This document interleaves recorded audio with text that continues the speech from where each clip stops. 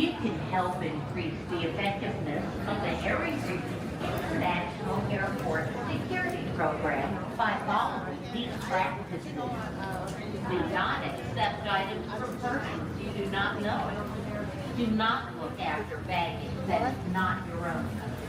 If you see any unusual activity or unattended baggage, report it immediately using any white courtesy telephone within the airport terminal. Thank you.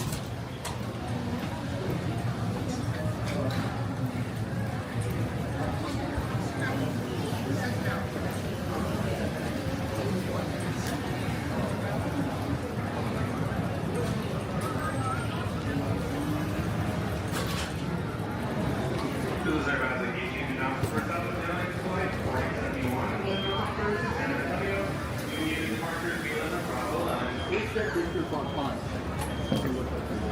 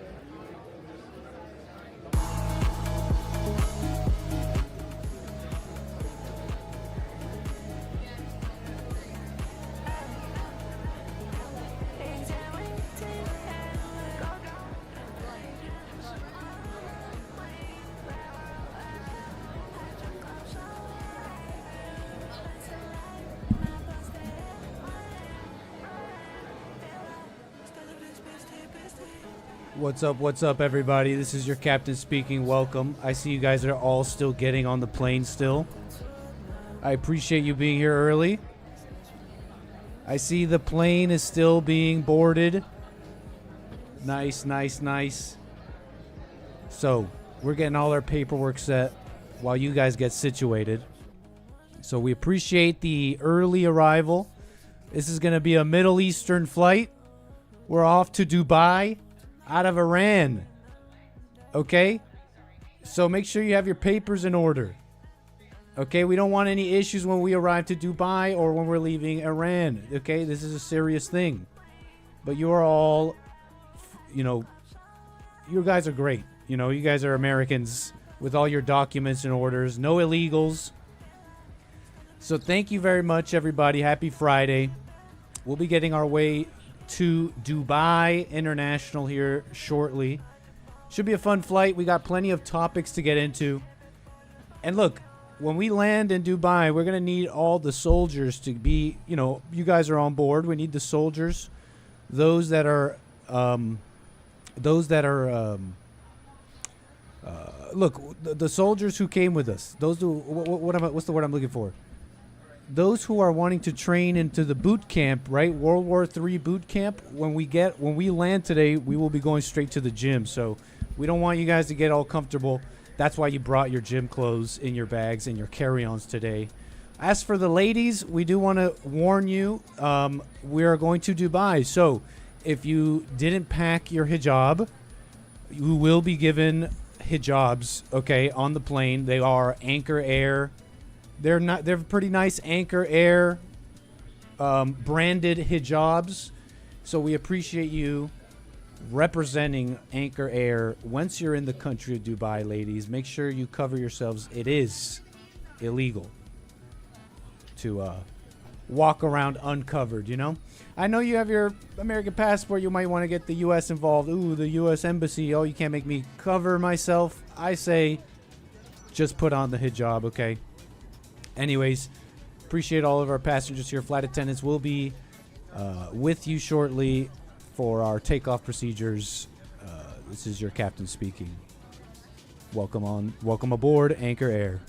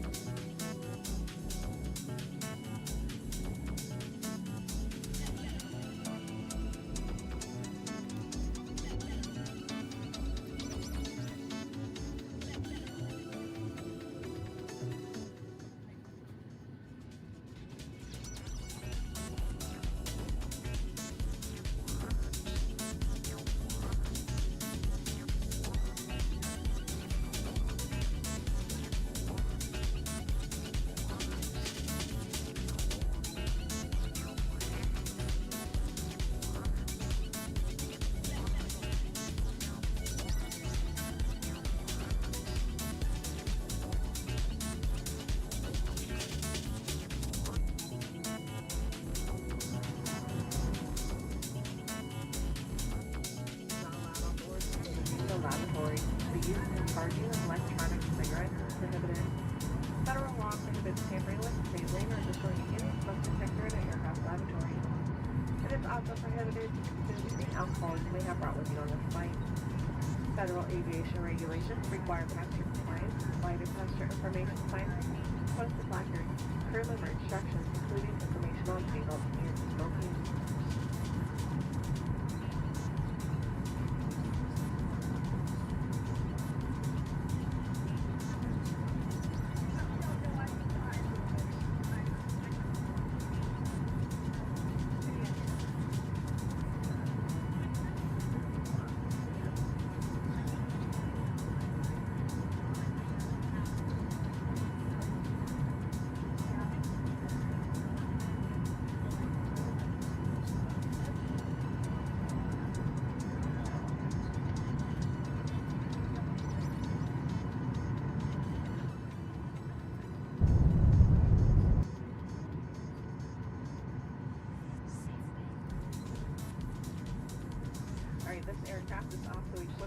life raft. 2 life rafts are located in the forward sailing compartment, and 2 life rafts are located in the sailing compartment main cabin.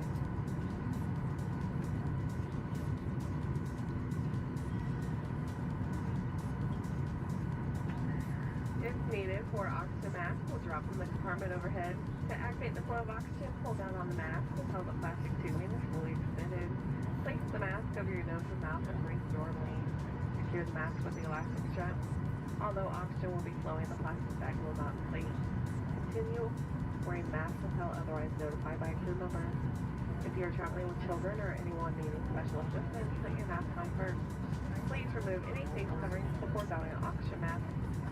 We are here for your comfort and safety. Please report any unwelcome behavior to flight attendant. Thank you for your attention. Now sit back, relax, get comfy. We have 6 hours on our way home. Welcome aboard.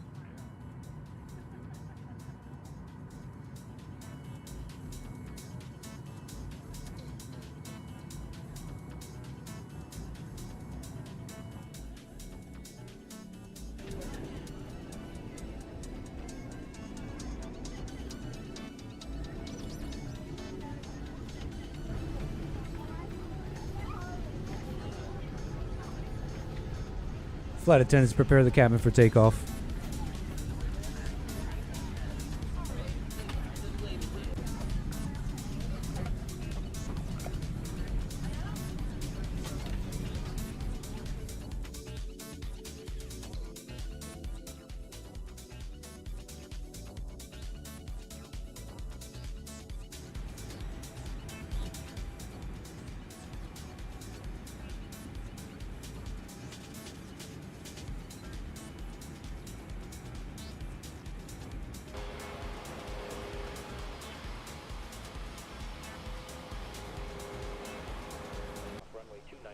Don't worry, I can fix it. Don't worry, I can fix it. Do not worry, I can fix it. Are we back? Are we back? Do not worry. Do not worry.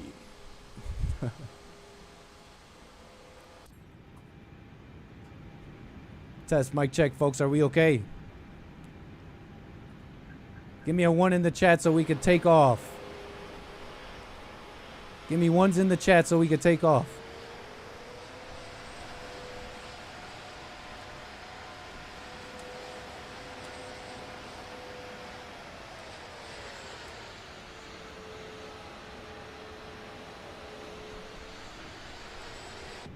Let me know, chat. Are we good?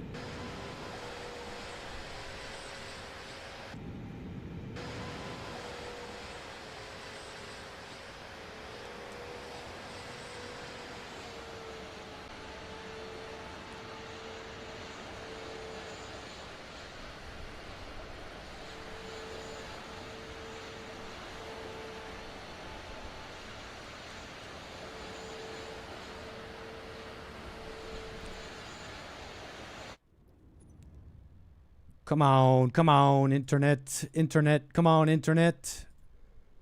Come on, internet.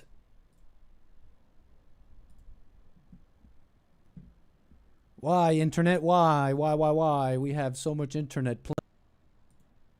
No, I'm not on a hotspot. I'm on a wired internet. Come on, internet.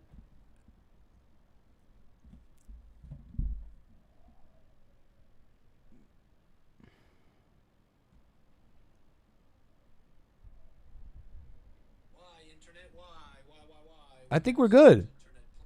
No, wait. No, I'm not on a hotspot. No, I think we're set. It'll last about 10,000 kbps. Come on, it's going. I think we're going. Stream output. Let's try this. Bada bing.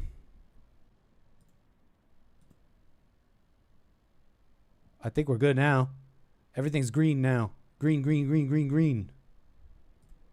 We're set. We're set. We're set. Everything's green. Let's take off.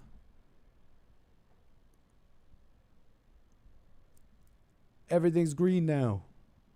It's time to take off.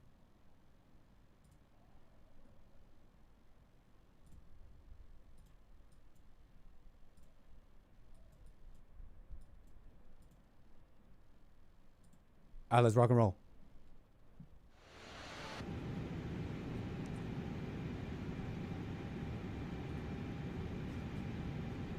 Okay, we're a little bit off kilter from the runway. Don't worry about that.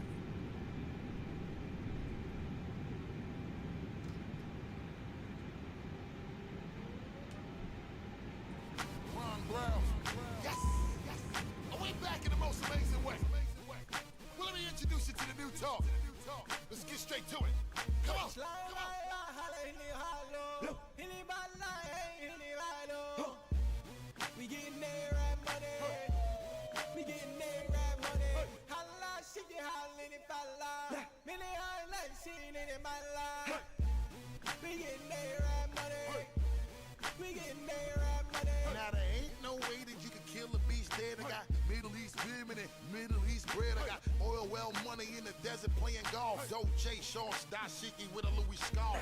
Chest cold diamonds make a nigga wanna call. And Dubai, 20 million on a villa loft. And then I step up in a club. How you doing, everybody? Welcome to Nick's stream. We flying Anchor Air to Dubai all the way. It's a pleasure to have you on board. I'm your captain speaking the American Anchor, baby. We are flying out of Iran. Maghreb International, all the way to Dubai International. It's a pleasure to have you on board. Kick back and relax. We're flying Anchor Air. We need to get some altitude up in this. That'd be nice to get up higher, please. Before we hit a building.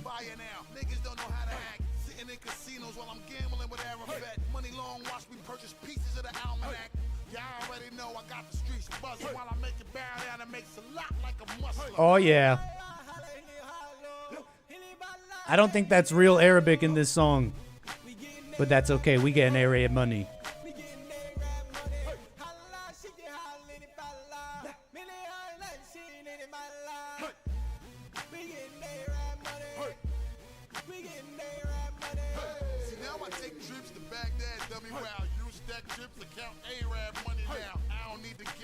About to grow a beard, dope. So much cake, even the money look weird too. Domestic bread and abroad, I'm trying to eat like Prince Al-Wali, bin Talal Al-Saud. They might respect the value of my word for Maui, Malaysia.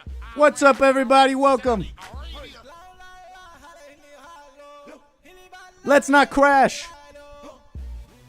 Blats would endorse Arabic mess.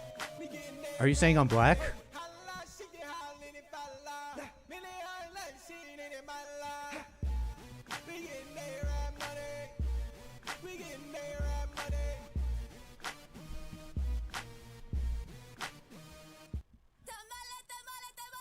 Not that one. All right, folks. Now some easy listening. While you get situated nicely in your seats on this fine flight on Anchor Air all the way to Dubai. What can I say, folks? We got plenty to get into. We got plenty of show. The lines are now open. But oh wait, hold on. Let me open up the lines because we are taking calls today. That's 844. You are connected as the host. 844-900-2229. You are now in the host room and can manage. Thank you very much, call-in. 844-900-2229. If you got something to say, something on your mind, something you want to say while we are on our way. What can I say? So we got a bit of a show. We got topics to get into, calls. But we're taking it easy right now. I want to open up Discord. It kind of mess with you guys around a little bit because you guys got the viewer content on lock a little bit. So let's check out the Discord. Okay, if you want to be part of the Discord, I'll tell you guys how to do that in a second. But we got viewer content on deck. And I appreciate it, everybody, okay? I got a message from a viewer telling me that I don't have the Discord links in the description. I'll make sure that's fixed. But besides that, what can I say? I want to pull that up. In fact, we have a viewer who is not, I don't think was part of the Discord. What's up, Mian? I appreciate the viewer content, okay? So we'll show some love to Mian, who sent us a little Reddit thing. And by the way, Mian, you can be part of the Discord, okay? Link is in the chat. Link is in the chat. You want to be part of the Discord? Join up. you'll see the viewer content tab. Leave some content for me. And I like what you guys are posting. Memes, underground stuff, but also mainstream news, you know. I want to see what news you guys are tuned into. Even if it's just kind of news, mainstream news, whatever. What are the topics you guys that are interesting in all of you? Definitely pop that into the viewer content section on the Discord, okay? So thank you for that. Very nice. In fact, we're going to pull that up right now. How do we do that? Now, we don't want to... be careful with what we scroll on here, right? Was that African street vendor music or what, Nit? What's up, Golden Rule? You talk about this? This is some Egyptian music, maybe. Arabic. Right on, Amr Diab. We appreciate you on this Middle Eastern flight. All right, so let's see here. So thank you, Miana. I know you sent me this thing from Reddit. We got some Reddit content. We got some Reddit stuffs. r/Christian marriage. Huh. Ain't that nice? r/Christian marriage. That's kind of an interesting one. I wonder what they even post on there. Might have to check that out. And yeah, thank you so much, chat. We'll get to all of you as well. Thank you so much. Appreciate the super chats. We'll get to buymeacoffee.com/anchorbaby, 844-900-2229, punchy.tv/anchorbaby, rumble.com/AmericanAnchorBaby. A pleasure to have you all here. Okay, welcome on board. Nit playing that Arab convenience store music. We got the Aki music on. I am frustrated to date Christian women. This was sent to us. A little viewer content here. Let's just show some love to the viewer content for a little bit here. And then we'll get into news and all that. I got some interesting stuff for all of you. But check it out. Okay, let's see. I have not read this. We're getting into it live with our viewers and their viewer content. Okay, let me pull up the Discord viewer content as well. So we have that on deck. People posting. Cloud Bops in the chat and in the Discord being very quick. Yeah, thank you for that. We'll get. I think someone deleted something. There was a picture here earlier. I was about to delete it myself and tell you, I don't know if that's very viewer content. It's just more of a conversation between people, but that's okay. So, first one here. I am frustrated trying to date Christian women. Since being divorced around 4 years ago, I've been trying to get back out and pursue my goal of starting a family and start a relationship. The first several people I pursued were, well, how long is this? The rest of the viewer content, I did a little bit of pre-checking, so we're not going to be surprised by walls of text. The first several people I pursued were very intentional. I was trying to make a wise choice that was spirit-led through prayer. I was trying to consider books like How to Get a Date Worth Keeping. Oh, man, this guy had all sorts of ideas, all sorts of thoughts on what check boxes on what this person was trying to get here. And The Sacred Search. Anybody read these books? Any Christians in the chat have read these books? The Sacred Search. Along with countless YouTube videos on godly dating and marriage. I think that was your first mistake, as well as hours and hours of therapy and classwork after divorce. Oh, man. I think the first mistake was having this idea of, well, let me date after divorce. Let me, what do I do, right? You're telling yourself, how does one date after divorce? It's like already you're creating a framework that you must live up to / fail at. And then besides that, you know someone's got the wrong idea when they say to themselves, now it's time to get back into the dating world. After my divorce, blah, blah, blah. You know they have the wrong mindset. I mean, have you even stopped to examine what happened? I mean, you just went through a marriage.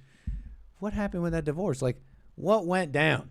And what's funny is I wonder with any of these YouTube videos, godly YouTube dating marriage channels, these godly Christian books, pastors, did anybody tell them? Did anybody, well, I guess I wouldn't know. I haven't even finished reading this, but I'm starting to wonder about the order. Just kind of general things, because You got Christian women, they really are just like any other relationship. Obey is a hard word, you know. I felt attractive and confident and close to God. I was involved in my church, daily devotionals. Never felt obsessive. Oh, check this out. I was able to balance my work and social life. Ooh, our buddy even has a work-life balance. What is it? A work-life balance. Who's got a work-life balance? That was a topic earlier on the JLP show. From these first wise choices I was trying to make about women who approach, I felt dismissed. I felt so very low. Wait, hold on. I never came on too strong. I didn't feel I was too bashful. It was probably sufficient to say it just wasn't a good fit. But here I was trying to look at this woman and consider whether or not she had the values of a godly spouse. Nobody, okay. But as much as I knew it wasn't supposed to bother me, it really did. He felt dismissed. I've gotten the whole dating Jesus explanation, and I just see you as a brother in Christ or some other vague reasoning. Oh, so you rejected. And I imagine they will give up dating Jesus when they find a man who makes more money or they find more attractive. I don't think I'm unattractive, but man, I sometimes wonder now. It feels like their faith gets used as a shield to avoid being honest. Yeah, what can I tell you, man? I mean, it's dating, all this stuff. It's not love. It's a transaction. It's like, and you shouldn't even hate that, because in some ways you got to think about, well, I mean, it's not just holding hands. We got to pay for food and these children. So women, think about those things. And I don't know if you can say they're wrong for that. I think you can maybe question this whole idea of love, though, because that's what they tell us love is. But the truth is people have an agenda. They're trying to get what they want. And so that's what a marriage is. That's what these things we build in the world might be, but call it love. I mean, that's an interesting thing. And so anyways, it's a funny thing though, because I mean, you can still get rejected as a Christian. I guess maybe you think to yourself, it's a different setup, right? We're with a Christian woman. It's about God. It's not about these worldly things like being attractive or money, but it is, man. And then not only that, it's, you know, this guy's saying he doesn't find himself unattractive, but I wonder how old he is. And divorced 4 years ago. Dating, marriage, that's a young person's game. I don't know what game you're trying to play, my friend. You know, they say women, they hit a wall and they'll hit menopause and they can't have children anymore. But that's pretty bad advice, I think, out there. Men, you know, you could, there may be some truth to the fact that you can make something, I guess, build something pretty much at any time. Might be harder later, but you know, you age out as a man too. You know, you start, even in the attractive Chad, even the alpha Chad, maybe they're alpha, maybe they're kind of Chad-ish even late in life. But then what happens? What are those people doing late in life? It's the broken people, the divorced people, the people, and then maybe some of those who haven't gotten married or did any of that. So I don't know. It's just you come into this thinking, well, man, I should not get rejected. You're getting rejected, buddy. That's what's happening. Christian women do it too. I guess he's getting a big taste though. Christian dating. He's calling it frustrating. Try to date Christian women. Yeah, you're frustrated trying to date women. As a divorced person, probably older, single man, do you have kids? Yeah, it's all not very attractive. What can I say? It's not a very attractive setup.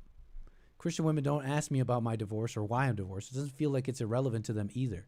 It just feels like being divorced is as much information as they need up front. Women, see, this is the funny thing.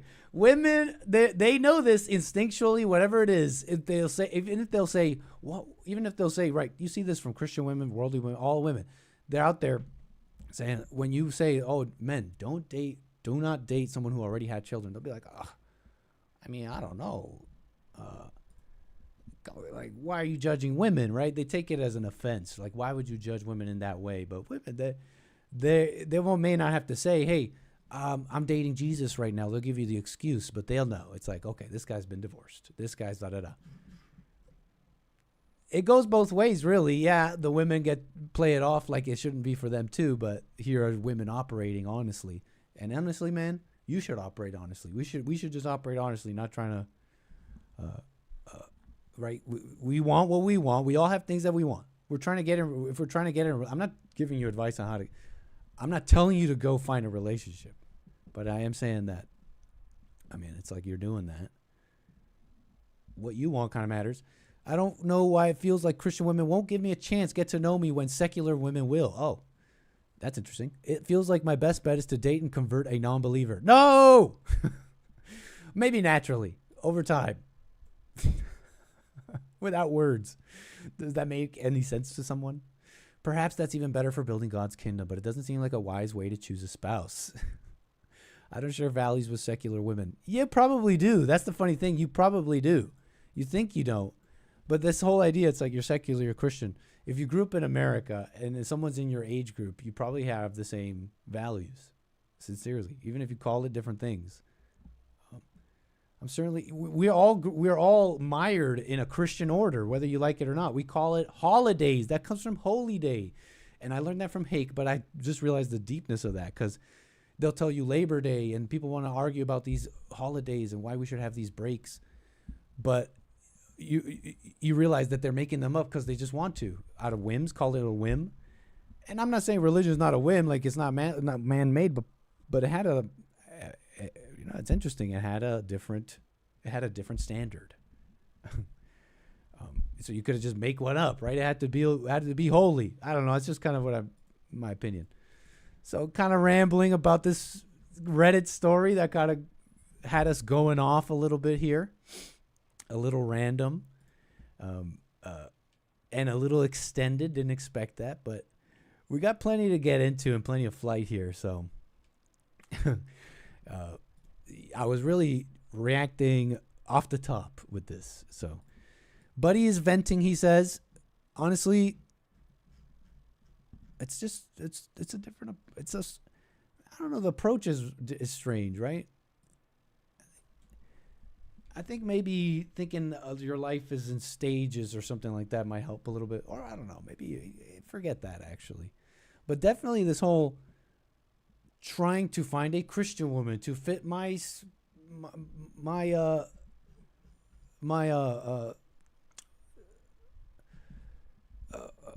values and all that. It's like, that's fine. You know, you do that when you're young, finding a wife and all that. And this person's kind of like in a different position, already divorced. So that's why you're having trouble, man. Because of the divorce, because of that, because of like the past and the stuff and all that. Anyways, and then of course the other point too about Christian marriage, right? That's, you're going to be frustrated because they're really like worldly women. Anyways, let's not spend forever on that. Thank you, Discord. Appreciate that. Very cool. You are a black boy in Africa, and I'm not an idiot. Do you understand that part yet? Hello, goodbye, black boy. Okay, thank you, Cloud Bops. Appreciate that. That's amazing. That's kind of incredible audio. Okay, I need to chop that up somehow. Nice. This fits. I don't know. Sorry if I'm doxing someone, if this is actually my viewers, but if not, or even if it is, shout out to the Middle Eastern flight. Thank you for being on board. By the way, we got to, oh, crud. Let's just pull back the throttle just a tiny bit, you know. Okay, hold on.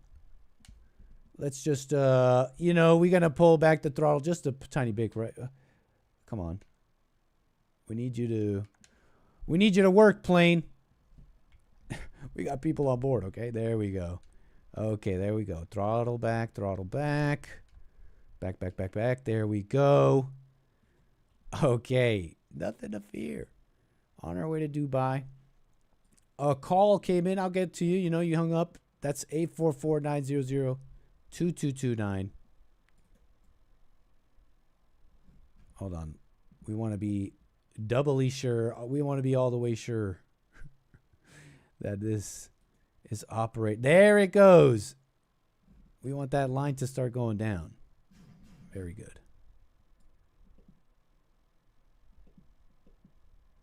And there it goes. Right? Amazing. Did you hear about the elephant that had diarrhea? It's all over town. What are you talking about? Cutie Habibis in the Discord. A shout out on our way to Dubai. Dubai Habibis. Very nice. We appreciate the Dubai Habibis. Plead guilty. Why did you r/absolute units. Dude refusing to get interviewed. Why did you plead guilty? Oh!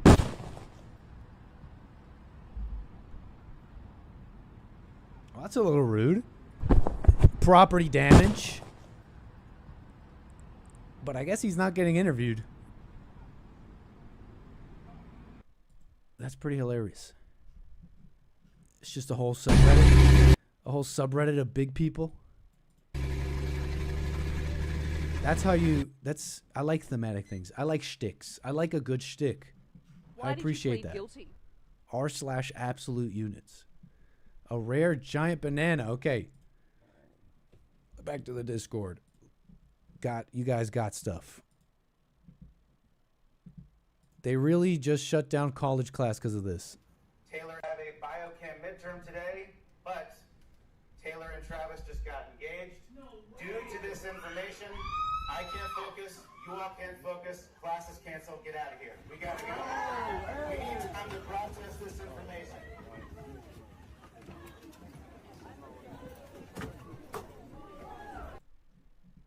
What in the fake?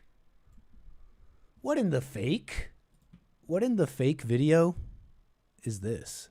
Oh, yeah, folks, this is good. This is good. You know, my earlier confidence has now become, my earlier false confidence has become true confidence in operating this plane. This is great. Very good. You love to see it. Okay. Stop. What just happened? Please don't tell me. Don't tell me we froze. Okay, no, it's not frozen. Okay, let me just pull out my tray here. I'm a little hungry. I do want my snackies. Flight attendants will be coming down with their drinkies and snackies for all of you. Great stuff. If the earth is flat, how is there a big wall in the north? Answer that one. Answer that one, scientists. The future of fast food. Oh, I've seen this one. Yeah, I've seen this. This robot gets shared all the time to talk ish about robots, basically. This is basically anti-robot propaganda.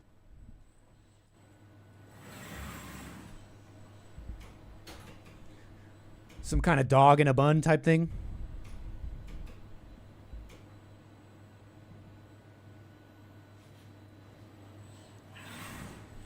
Yeah, I don't know why you hate our automated brethren, those of automated descent, but I don't appreciate this propaganda.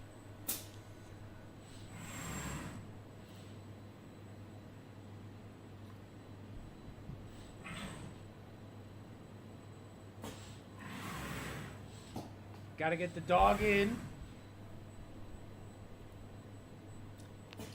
What?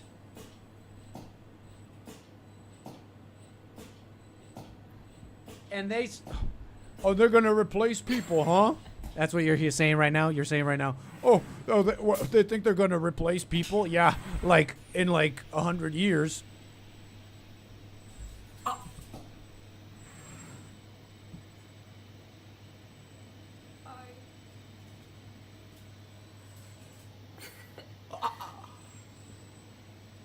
That's bro.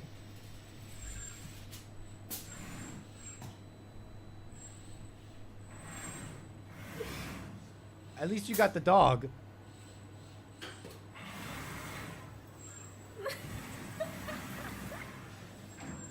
No robot girlfriend for me.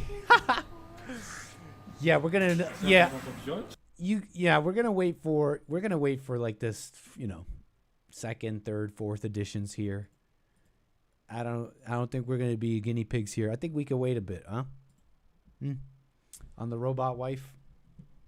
On the robot girlfriend. We can maybe wait a couple generations here. That's hilarious. Everything's fake. Amazing. Viewer content. I love it. Discord.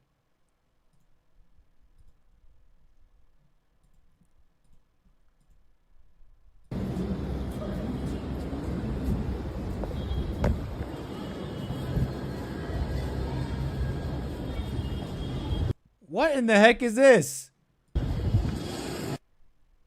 What did I just see? Indian civic fails, Interlock Metro Station Delhi. These types of things have become so common. It's not the first time. Yesterday I saw a man gargling on these tracks at the same spot. There is no nudity here. Private parts were not shown in this video. Okay. Thank the Lord.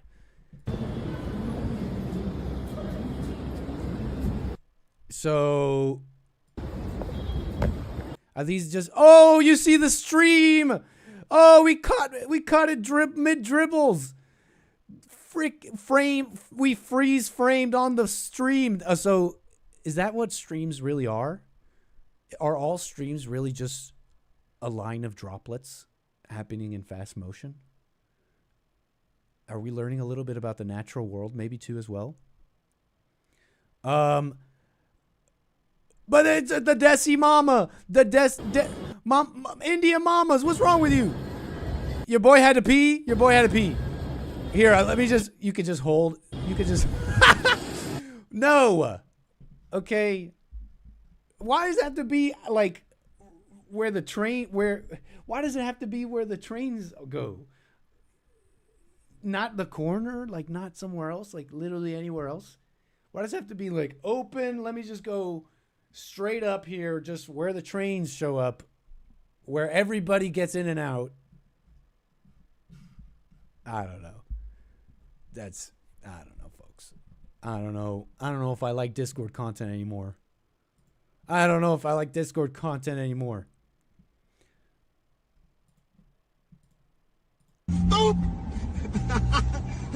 Brutally attempts to murder? I don't know. Careful. Let's be careful with the posts.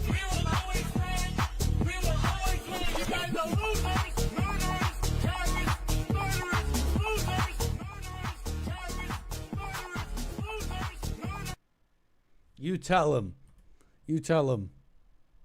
Rabbi. I don't know. Not all Jews are rabbis, right? They have that hat. That doesn't mean they're a rabbi. Okay. Don't be ridiculous. I'm Donald Trump and okay, no.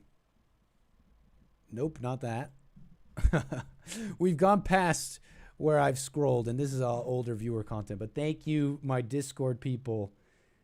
Join up if you'd like. Link is in the chat once more. And leave me a comment. Leave me a little viewer content so we could check it out ourselves when we're on stream. We love you for that, okay? Amazing. Let's check the plane real quick. Thank you for the snackies. We could definitely put that away. As soon as we find the latch here. Excuse me, folks. A little embarrassed. Okay, there it is. Thank you so much for the... Oh, yeah, very nice. Get a footrest here. Just kind of a kick back here on autopilot. Oh, you got to love it when the autopilot works. What's that? That's a warning sign. That's okay. We'll deal with that later. Oh, you got to love it when the computer's just doing what it's supposed to do. Oh, we should turn this on too. That's actually a huge, huge problem. But, you know, nobody's going to notice, right? The warning sign is still not gone for that. TCAS. Turn it on. Air traffic literally can't see us. We're flying blind. Overspeed. Don't worry about that, folks. Yeah, don't worry about that one. Look. Yeah, just ignore that. Amazing. Yeah, we'll click that. Make the master warning lights go away. All right. Amazing. 844-900-2210 if you want to call in. Flaps are up, right? Everything's good. Overspeed. Oh no, that's why. That's just don't worry so much about that. At some point we may have brought down, it's just a little funny elbow. Accidents happen. A little funny elbow or something may have put down our landing gear, which has made flying a little difficult and inefficient. But no worries. Landing gear is back up. Hopefully we didn't damage it at all. We're going to need those when we land, but we'll find out later. Like when we land. So, amazing. The notorious fuel cutoff switch. Nobody pressed that, okay? You may be noticing that button. Don't press it. Thank you very much, Jeffrey. Thank you for being in the chat. Appreciate all my passengers here. I think we got some content to get into. We got some stuff to get into. And the first thing that was, the thing that's kind of the mass shooting crap, this Robin Westman business is the thing. And we've been through it already. I got to say, though, some interesting deets and some stuff to get into, kind of getting into it and related stuff, related topics and all that. So what can I say? You guys seen this? You guys have seen by now this person was, trans, but then thought against it, said they were brainwashed. We got into it yesterday. Very fascinating, what they were writing about not feeling like a man. And so we got into that. We got into some of the writings of this angry, deranged individual, and we really got into that, onto some of that. And I got to say, you have to be a person who is kind of desperate and grasping for straws when you're saying, okay, it's this person ideology, the trans crap and this stuff, or this a right-wing nationalist. All those people, if you've noticed, don't have a good diagnosis, and their reasoning fails. It really does fail to better aptly describe the derangement and the psycho-spiritual illness going on inside of them, okay? Not outside. Some people have been saying demonic. Someone said, some liberal on X went viral for saying, hey, apparently some message came down the right wing, and now everybody's talking about demonic possession. And I don't know who it was. I've seen a few mention this Robin Westman person is their actions were demonic, okay? And that's really not crazy. Folks, this is one of these images this person drew. And you see a lot of Russian. I think this is Russian. You saw Suka on one of the magazines. And this person, I was reading some of their writings, and they mentioned themselves that the reason they wrote in Russian was to hide, okay? Was to hide so that they don't get discovered, because they were writing really violent, terrible things. And now I don't know what this says here in Russian, but you can see this Robin individual depicting themselves. I have to assume this is them. You see the kind of puffy, long hair that this individual had. Looking at themselves in a mirror, armed with a rifle and a pistol. And you see that the image the image looking back at them in the mirror. Now, of course, this is all a drawing this Robin individual drew, allegedly. And they see themselves and look as this horned demon. Okay? You see them. I really don't. And I get it. I get the, like, I think some of my viewers being a little bit maybe mired in some of this talk of the ego and what's going on inside of us with Jesse Lee Peterson and all that. We might look at the people saying, the conservatives even right now saying, yep, it's demonic possession. Some of you might say, it's, that's, that even that is just kind of like Christian training and missing the point or something. But I think it's closer to the truth, folks. It's a lot closer to the truth. It's this evil derangement inside that comes from anger, and it starts small, and you get mad at this and you get mad at that. And now you're getting mad at your identity. You're getting mad at people not accepting you. You're getting mad at being an outcast. You're getting mad at And it just takes a moment of snapping, right? You snap and snap and snap. And you obsess. You're snapping and obsessing. You're snapping and obsessing. And you're obsessing. This person wrote extensively about that. About snapping and obsessing. Obsessing about killing. And then snapping and obsessing. And eventually it was all this person really saw any point to do. And really, did this person even see any point? Again, I said this yesterday. And I'm not telling you to go read their stuff. But in a sense, this is a reason why you shouldn't. You think he really saw a devil in the mirror, or is this symbolic? I think it was symbolic. I really don't know what this person saw. But if symbolic is everything there, Kevin Howe. In the symbolism, it's there. It is. It's all there. This is the way they saw themselves, what was inside. And you can say it's in all of us, but I'm saying this person is depicting it. They drew it. Here we have an example that we could talk about. So anyways, snapping, obsessing. Oh yeah, and I was saying, reading their stuff, the amount of damage they inflicted that day almost doesn't even line up, which is a sick thing to say. This is my opinion, as me adding it in there. I think maybe they got down to doing it, shooting, and saw how, wow, it seemed like they had more of a chance. I was reading about when the cops showed up and all that. Yeah, the Catholic shooter guy, Robert Westman. And this individual, it's my opinion, but you go out there, you do what you think you want to do, and then the devil shows you what you're really doing. But that's just a side note type thing. So what can I say? I mean, we've really gone through it. We've gone through the details. There's no real point, and I want to get to calls. I see you. I don't know if there's really any point in hashing and rehashing, but there are some things I'll get into. Like, for whatever. I don't know if there's any point in rehashing, but it does let us get into some things here, like this Laura Ingraham little spot that was kind of going viral because they're blaming cannabis. And so we'll get to that in a second here, but our world really is, our world, our society, the way we're raising the children, it's adding to this, folks. It makes total sense that people are out there, that the youth some are out there deranged and shooting and killing and wanting to do some of this. This is a pretty interesting picture. It's a totally interesting picture. You see this? And look, they want to say, oh, it's right-wing nationalism stuff.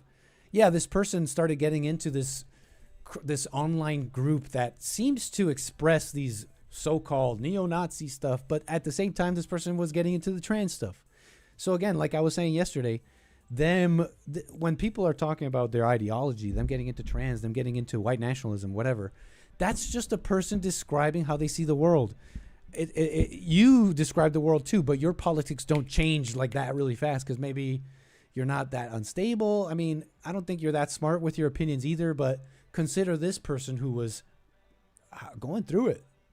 Problems at home. We're learning that it was a divorced family. We're learning those things, and really what they're really going through is really inside of them. So you can have a nice outward life, but inside you're going crazy, right? And so this person went from trans to this group that glorifies mass murderers and right wingers and stuff. That's not a sign of. Why would you use this person's thoughts of the world, which includes their politics and what they're into, the cultural stuff? Why would you look there for answers? Obviously, the wild changing of that is informed by their instability and their chaotic internal world. So why look at that as for any answers?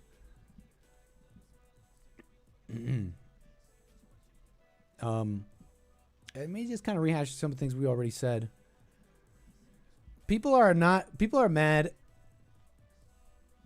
The devil just confused this guy like crazy. That's a perfect summary because you understand it's like he was so confused about his life, love, about being trans, about the world. I forget the other things he wrote about, but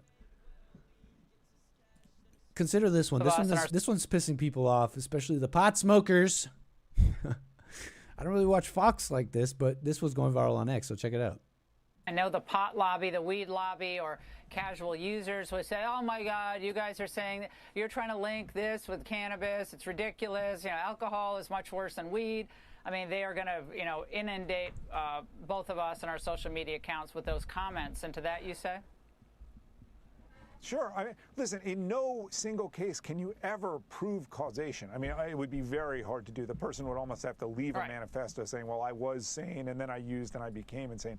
But I can tell you, again, having looked at these autopsy reports, you see cannabis use. You rarely see alcohol. Sometimes you see anti-anxiety drugs, prescription drugs like they're called benzodiazepines like Valium, but you over and over see cannabis. And there's a specific kind of crime that's committed here. It's not, listen, alcohol can certainly cause violence, but what it tends to do is escalate violence. So a bar fight gets more violent.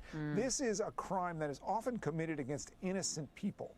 And so, by the way, right now, the president of the United States, who obviously, very smart, very committed to public safety, is thinking about whether or not to what's called reschedule cannabis to a Schedule III drug, which would make it more easy for the industry to make a lot of money to keep pushing this drug on people.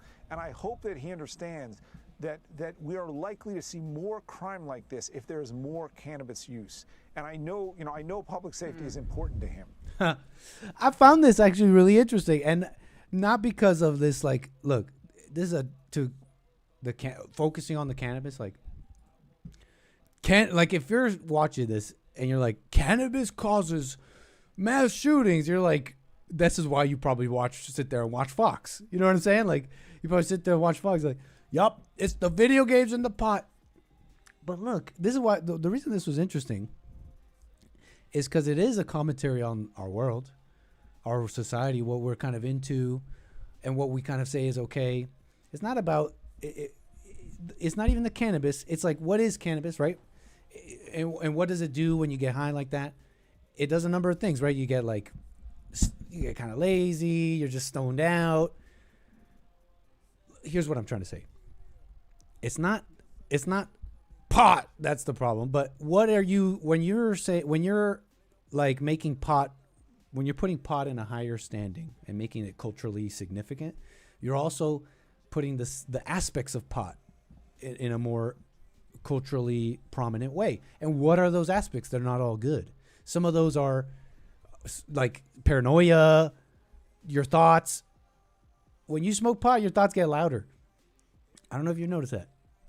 I honestly think all non-sober states of mind make your thoughts louder. If you've paid attention to yourself, don't go out seeking a non-sober state of mind. But if you have some awareness, I think you'll notice the same thing. And so what happens? That's not me saying cannabis causes mass shootings, but we're a society that seems totally fine with mental health problems. We're totally fine with inducing psychosis and or psychosis-like symptoms in masses of people, younger and younger, and we're okay with we're telling the youth that it's fine. It's just fine. So I find that really is the part that's crazy. I mean, of course you're gonna have deranged shooters. I don't know if this Robert individual was smoking pot. But that is an interesting thing, though, that this person was saying. No, if that's true, that that all these people who are on these psychiatric drugs, that's what he was saying. These people who are on psychiatric drugs and they commit these terrible crimes, they're also commonly on pot. Isn't that don't you find that at least somewhat interesting? To me, that speaks to the common denominator with all these mass shooter type people who can't handle reality. They can't handle reality, so they need something to deal with the day to day. That's a desperate person. That's a dangerous person.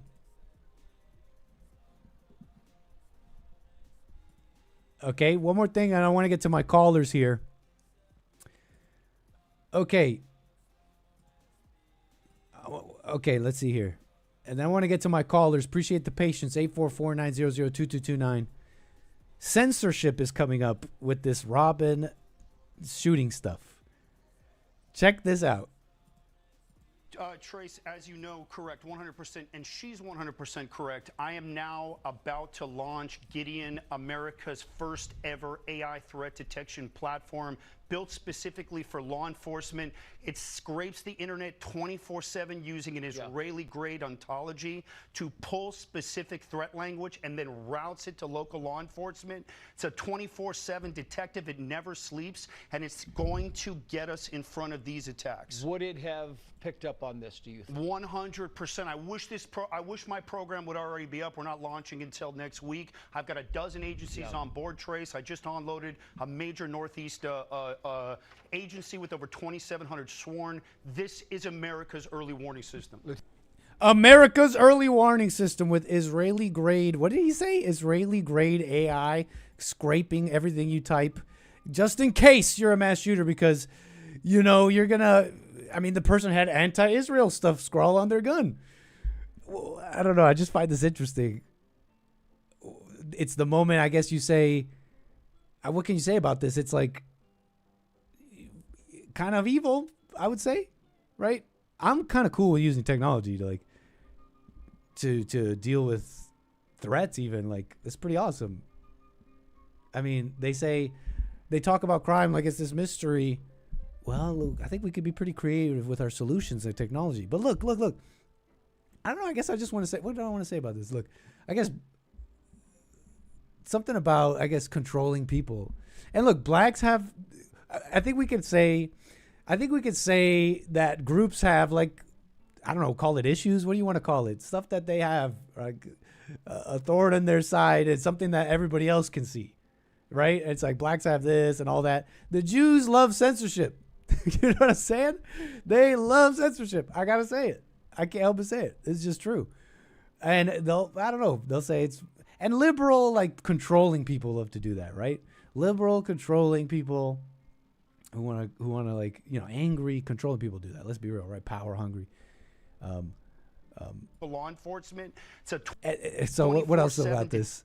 Oh yeah, the censorship is coming, and it's crazy. It's like, why couldn't we? This is what I'm saying too about technology. If we had this technology, I mean, why can't we use it right? Why did it have to be an anti-Israel thing for us to like time to roll it out? It's time to roll out the AI and protect America. You know what I'm saying? Like, that doesn't make sense to me, but I know that's like an unsophisticated thing, and there's maybe sophistication there. But whatever. They're removing early life. Now all of a sudden they're talking about removing early life. Wikipedia is reportedly being pressured to remove early life section after ADL referred to it as coded hate, weaponized to promote bigotry amid House Oversight Committee investigation. Guys, ADL, Jews, I'm with you. Like, I don't like the Jew hate. Like, I like making jokes. I like being serious. I like being honest. I like talking about the things I see, even if maybe I'm wrong. I admit I'm wrong. I'll tell you about that all the time. I don't like the hate. I say decrease hate, don't increase hate. I'm like that. But this, you're taking it to another level. I'd say people are gonna see this as a wrong thing and maybe hate you more. It's just a factual thing, an early life section. I mean, you put it there. Why are you gonna remove it? We want to know about early life sections and what people are doing and where they're from and all that. Some people might use that to be judgmental and evil. The ADL is smarter than people think. They know what they do causes more Jew hate and equals more donations for them. Possibly, Kevin. I think another thing too is adding to what you're saying. They're quite smart. I think they're quite smart, and they don't need to come. I don't think they have the same intellectual hang-ups with other topics concerning what we should do to make society better, stop crime, etc. When it concerns their group, ADL here in this case, Israel, Jews, etc. They don't have the same kind of hang-ups. They just see, okay, you know what? The people who say early life, they hate Jews. And you know what? We need to inform our people about this. And when you put it like that, it's smart. I mean, all I'm saying is I see why they do it. I see the world differently, so I don't arrive to the same conclusions, but they just don't have these hang-ups in a sense because they see themselves as this group. Should that be a lesson maybe for Americans? right? It's like shout out. We want to do that too, as opposed to, hey, what the heck, bro? Anyways, what else about this? I want to get to some calls. I appreciate you guys holding 844-900-2229. We got more stuff to get into and a flight to land. But first, we got California on the air. Hold on, let me unmute you. I hope you can hear me. What's up? Are you hearing me? Yeah, I got. Let me put you on. Let's pause. go. William, how you doing, What's up? sir? A pleasure to have you on air. Hey, what's up? I haven't talked to you since that happened, man. It's a good thing you talking about that, man. Yeah. I don't know. It's connected with weed. I don't know, man. I wish they wouldn't have made that stuff legal in California. Really do. Mm-hmm. It just. I'm not saying what the weed is doing to people. I'm not a doctor, but damn, they do seem kind of trippy. It's a net negative, you think? Kind of, you know. Mm-hmm. Pretty old drug, and I've never seen them act like this. I don't know. Do you think it's got something to do with them manufacturing the stuff? Oh, you mean the pot? Yeah. Personally, I don't think it's like pot causes it. I don't know. Personally, I just think Yeah, I do think that our culture likes the pot, and I think the reasons our culture likes the pot are pretty interesting. I think the reasons they like it is because they like to escape. They like to they're very sensual, sensitive people. And when you look at it like that, it kind of makes sense to me that this society is producing sensitive people who can't handle reality, and ergo, boom, now you got people shooting up because they're can't handle reality. I kind of connect it more like that. Like smoking to get away from reality, huh? Yep. So the shooting thing, it does seem like a lot of trannies trans community. Excuse me, William. Yeah. I just got a message from YouTube. It's okay. Sorry about that. No, I'm sorry. You're sad. It does seem like they be, getting into all this crazy shoot stuff up thing.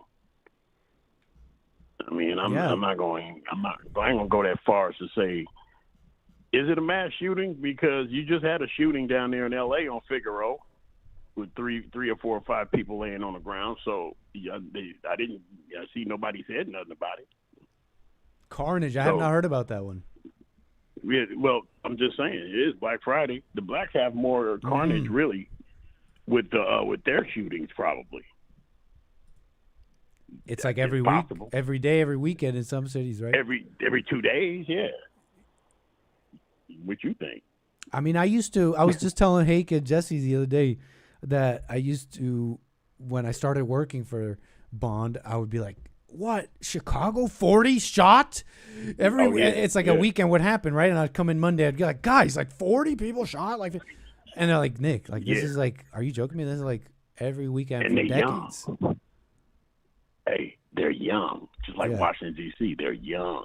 Yes. Little assassins. Crazy. Yeah. The girls, they steal and boost, and the guys shoot. Yeah, like I said, you just had one on Figueroa. That's down there where you at. Figueroa in Normandy. At not the 7-Eleven, it just got a big 7 on it. It just said the 7. So somebody bought it out or whatever. Nice. It's in South LA, and they have one. They just had one yesterday. Ain't nobody's talking about that. That's a South Central store. Yeah, that's a South Central store if it just say the 7. or if the signage is painted on the wall like a Mexican place. Yeah, or sell a lot of cigarettos or whatever they call them. Yeah, singles. Single cigarettes, cigarettos, fried chicken. They've been there since 8 o'clock in the morning. Yeah, singles. Yeah, I mean, what can I say? The carnage is I don't know. That's like you said it right there. The young blacks, young in the schools, the youth are bringing a new level of carnage. I don't know if anybody realized. I mean, the Marines are on their way to Chicago. It might be having the guard come back down your way. Wow, is that true? they might be That's bringing awesome. the guards back out this way up here up north in NorCal. Chicago you guys prepares done had for it National already. Guard to come in. Politico. Yeah. Let's go. I mean, they twerked on top of the police cars just the other day. The police officer couldn't even get through the damn block. It's amazing. What you call it? Amazing. Yeah. It's black fatigue, man. Truly. But it's crazy that you can, it seems like you can, there's something we could do. We have options. If only the elected people wanted to act, they want crime. They want crime. That's the craziest part of the story. That's just part of socialism in democratic way, isn't it? That's true. I can't word it any other way. You guys like crime. All of the Democrats, they love it. They love their cities looking like that. Garbage, old beer cans laying on the sidewalk. They like it. Mm-hmm. They're happy with it. What's this World War III boot camp topic you were talking about? Oh, you're seeing the title of the stream later when we land. We're going to boot camp. We're going to boot camp. We're going to work out. We're going to lift some weights. We're going to get strong and make sure we're ready. We're not in our head about the future. Yeah. I'm not saying what's going to happen in the future. We have Trump. Peace is probably coming. But, it's a crazy world. They got pregnant people, I heard, pregnant women serving in the Ukrainian battlefield. I wonder what kind of desperation is there in the world. It's an angry place. I say we get ready with a little boot camp. Well, China got them. Yeah. North Korea got them. Some public. We'll do some. This will also be a little bit of public work. Those viewers watching will work out along with us. You know how they say they could do anything we can do. Well, there you go.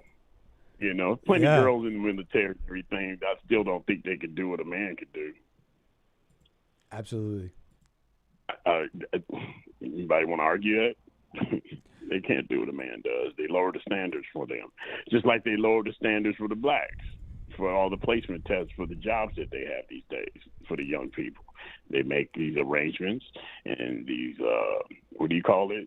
DEI and woke, and they make all these arrangements for you to get in college and to get certain jobs that you wouldn't otherwise get because you're not qualified. And then, just go look at Thomas Sowell. He'll tell you how it works. He's an economist. He said, they get into college that they ain't got no business in. And if you would have put them in a regular public state college, they probably would have excelled. Instead, using racism and put them in a school that they're not really qualified for, and then they graduate. And if they don't graduate, a lot of times he said they drop out because they're in the wrong school. And then, of course, you'll complain. Then that comes later, Right. Like, I couldn't succeed in this because of XYZ reason, some other reason. Look how old this guy was that shot up everything up there. How old is he? 23. He's not old at all. Come on, 23. Man. He was just in grade school a couple of years ago. Look how indoctrinated they are. Look how these women raise these children now, because surely the daddy ain't nowhere to be found. That's I heard crazy. there was a divorce. Look how they raise. They always divorce, man. Another thing is they not only divorce, they said 50% of the black population, close to 50%, half of the black population that don't get DNA tests at birth finds out that that's not their kid. What? 50%. Paternity fraud. That's what it's called. I've definitely heard of paternity fraud. That sounds really high. That sounds really high. That's really high. I hope that's not true. They said it's all. That sounds crazy really high. high. Wow. Yeah. That's called paternity. Yeah, I couldn't word it. Paternity fraud. Yeah. Wow. Yeah. It's Get overwhelming. tested, I guess. Holy. Overwhelming. It's like first she's gonna be offended by the prenup. Now she's offended by a DNA test. It's like can a fella protect himself? You know what I mean? And then and then the daddy just gone and the kid get raised like what you seen the other day, 23 years old, and he do something like that. All them banana clips with Trump's name on it and everything, and you know Trump ain't got nothing to do with that situation. I'm sure you'll get somebody call in and say he did, but Trump ain't got nothing to do with that situation. They're trying to tell me, oh, look at what this white person's doing, white people, it's like the sickness is in America.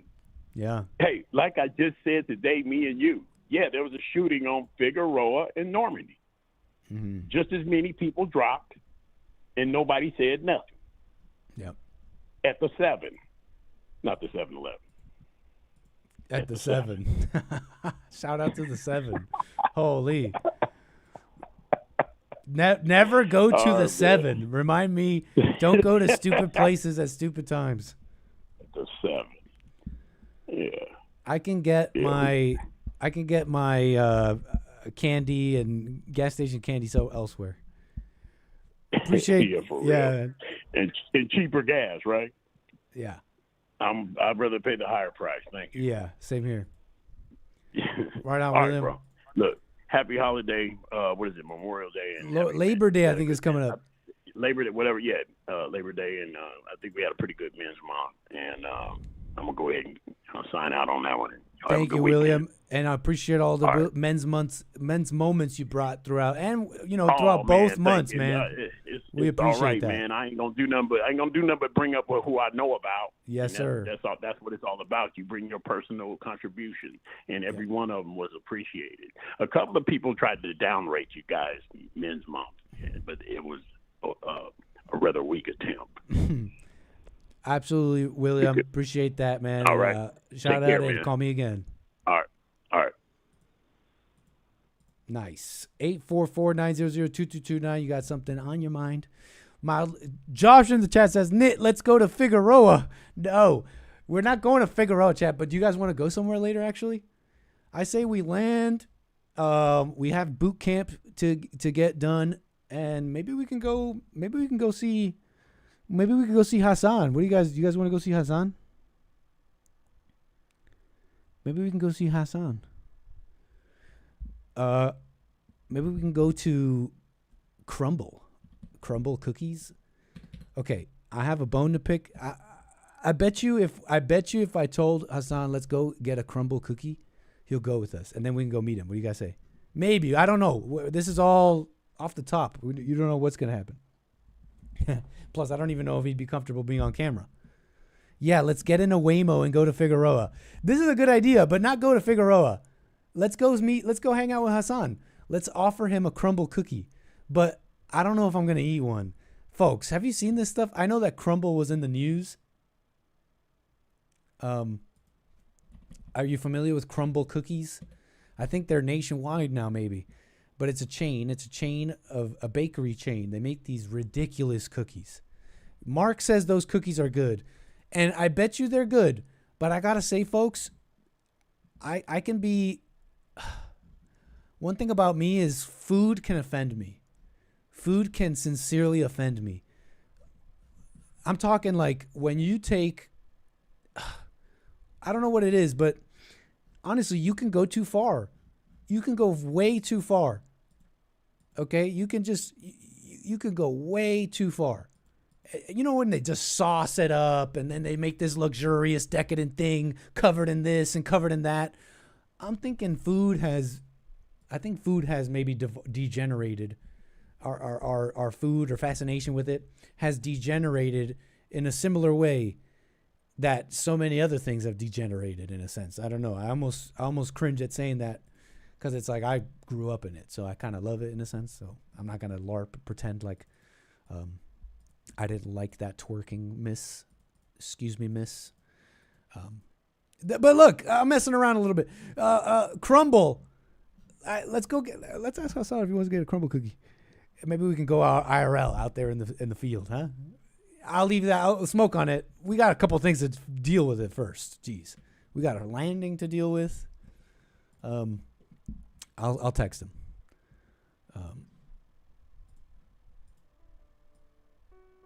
Crumble so good, fried in seed oil. You people, You animals. I know that Crumble was in the news because of the CEO coming out as gay or something like that. So I'm on the internet. I see these things. But this is I don't know. This is an offense to God. I think that I think. Maybe I'm judging it too fast. Lineup that I'm too excited about, so let's see what might be worth grabbing. Starting with the s'mores cookie. This is a graham cracker cookie with milk chocolate chips topped with a toasted marshmallow, chocolate drizzle, and graham cracker crust. Jeez. Marshmallow chocolate drizzle in the temperature. Like s'mores cookies and desserts as a whole always miss out on that graham cracker flavor, and this one definitely is lacking in that regard too. Look at her shirt. Look at her devil shirt. How hard can it be? Boys do it. Name one thing women do better than men. In that regard too, it's for sure chocolatey, and they've got that slight marshmallow on top. But when it comes to the graham cracker, the flavor just doesn't pull through. So it's kind of just like a chocolate chip cookie with a drier marshmallow on top. Next, the strawberry pretzel pie cookie. This is a buttery pie-inspired cookie rolled in pretzel. It's already a cookie. You got the pretzels, then you put a marshmallow. Bro. Pretzel pieces topped with whipped cream cheese frosting, strawberry jam, and more pretzel pieces. No. I'm taking one bite. I'm taking half a bite of that, and I'm good for... You guys know Go Biscuit. We said it at the same time. Jinx. me, I do love a sweet Go Biscuit's like I take a bite and be good. and salty moment. So I like how the salty pretzels pair with the cookie and those toppings. I'm typically a fan of Crumble's jams as well, and this strawberry one is very fresh tasting. I like how the pretzels themselves are almost coated in like a buttery sugar, and I will admit the crunch from the pretzels is pretty satisfying. Now for the wafer cookie featuring Kit Kat. This classic cookie is filled with crunchy Kit Kat pieces topped with milk chocolate and more crushed Kit Kat pieces.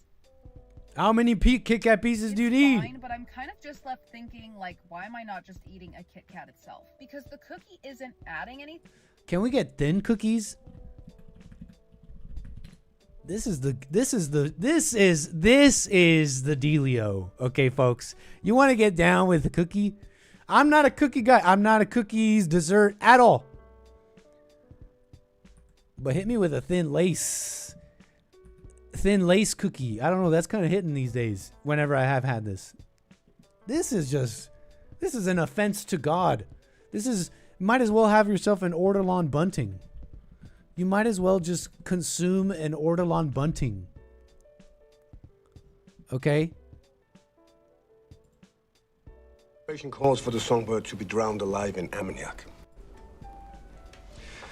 Preparation calls for the songbird to be drowned alive in ammoniac.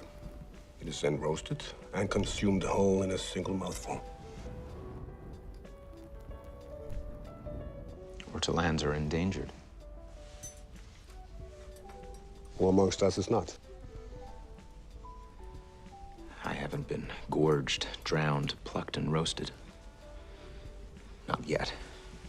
Traditionally, during this meal, we are to place shrouds over our heads, hiding our faces from God. I don't hide from God. What the heck is this? Is this a new show? Hannibal? Hannibal season 2 episode 11. When did this release? It aired 2014. Never mind. I thought I was anyways. Is this like a newer show? Anyways, there you go. Ortolan bunting. Luxurious. I don't know what offends me more, the ortolan or the crumble cookie. What's up, Alias? How you been? Oh, anyways. We got Josh, Georgia. How you doing, sir? You're on the air. Hey, what's going on, man? Thanks for having me. I appreciate Yes, it, sir. sir. Welcome. Yeah. I was going to comment on the trans thing. The trans, I guess you had got off that topic. No, please, go ahead. Go ahead. Yeah, man, I just say I got a different view on trans people. Because I had a coworker that was trans a couple years ago, and you know, it's like a weird. I think they can sense they're getting judged everywhere they go, and I kind of was, I think they can sense you judging them in your head. Okay. Even if you're not even interacting with them. And I think it's like we have to be patient with them now to understand, like, there's psychiatrists that are encouraging these people to be trans, and it's something we really can't like, I don't know, I used to be really weirded out by trans people. And so I always thought of it like, that's a crazy person. Like, Mm-hmm. But now I see it more as like, you know what, it's this is a sign of the times. It's females run everything now, and we have to maybe treat them differently and kind of bring them back. There's a way you can, without judging them. And how would you do that? And not hating them. I would say just treat them like they're a normal person. I think it all comes down to like not people can sense when you're judging them, no matter who it is. And it's like, there was a trans guy that called JLP maybe a year ago or something, and he said, he was raised in the projects, and his brothers was trans, and he realized that he didn't want to be trans anymore, and like, it's like, I think he could sense, Jesse not judging him, not that's the right, there's an energy to where you deal with people to where they can kind of open up to you, and then when you're not judging them, that's how you can maybe convert them back, Otherwise, if they feel you judging them, they're just going to get more and more angry, because it's just straight up anger, like that clip y'all played on that anger clip you played on Twitter. Yeah. With the trans people being angry. That's all it is, man. It's just like straight up raw anger, Fair enough. So, yeah. When you're, I don't know. No, we'll go. Well, that caller on JLP, I mean, that guy specifically, that person was looking for something different. That person was looking for something. And you know what? I bet you a whole bunch of people are, and they don't know it. And should they have met somebody, I call it love. I guess this is what it is to operate in love. Should they have met somebody with love? I believe Jesse has love. Like, you could see it in his interactions. You could see it in the way he operates. No matter who it is, it's easy, right, with the congregation and the Christians, but he's the same with a trans, with anybody else. You can see it. So anybody paying attention, in my opinion, has love. And so, anyways, to add to what you're saying, imagine if somebody, imagine all sorts. Imagine the countless people who only if they had met somebody with some love, what could that have revealed to them? But what can I say, man? I mean, most people aren't looking for help or anything. I think the same way you'd show what you're saying, what you're saying. I agree. Right, you got to show people love. You can't judge them, and the world judges. Right, the world judges trans. The world judges everybody. Even if you have a world that's like accept them, they're judging everybody, the trans people too, etc. But put it like this: how do you show that judged person love? It's the same way you'd show it to a non-trans person. It's the same way you'd show it to anybody else. So should that? So and what would that be in this case? It'd be like, okay, not necessarily going around telling everybody like they're wrong, but let's say someone is in your life, the same person that you said that you were describing, someone in your life, right? They're maybe asking you a question. What are you going to say? Let me just treat you like a normal person and say, well, ignore this lie that they're living, right? I mean, I'm just saying, I'm not saying you go around telling people how to live, but this person who's seeking help, are you going to, you say, well, no, whatever, like whatever comes, like what they're doing is a lie. But look, what can I say? Oh yeah, I wanted to ask you. So are you saying, you said I thought they were crazy, and I'm realizing whatever that you see them differently. Are you saying that they're not? I mean, I'm seeing myself. I think everybody's low key trans. In a certain way, and like we all have different personalities for different occasions, right? Like we all like when I'm hanging with a couple buddies, I may turn into locker room talk and I'm I'm in a different personality kind of. But when I'm in serious, when I'm around certain other people, children, I'm in a different. I'm not going to speak the same way, kind of.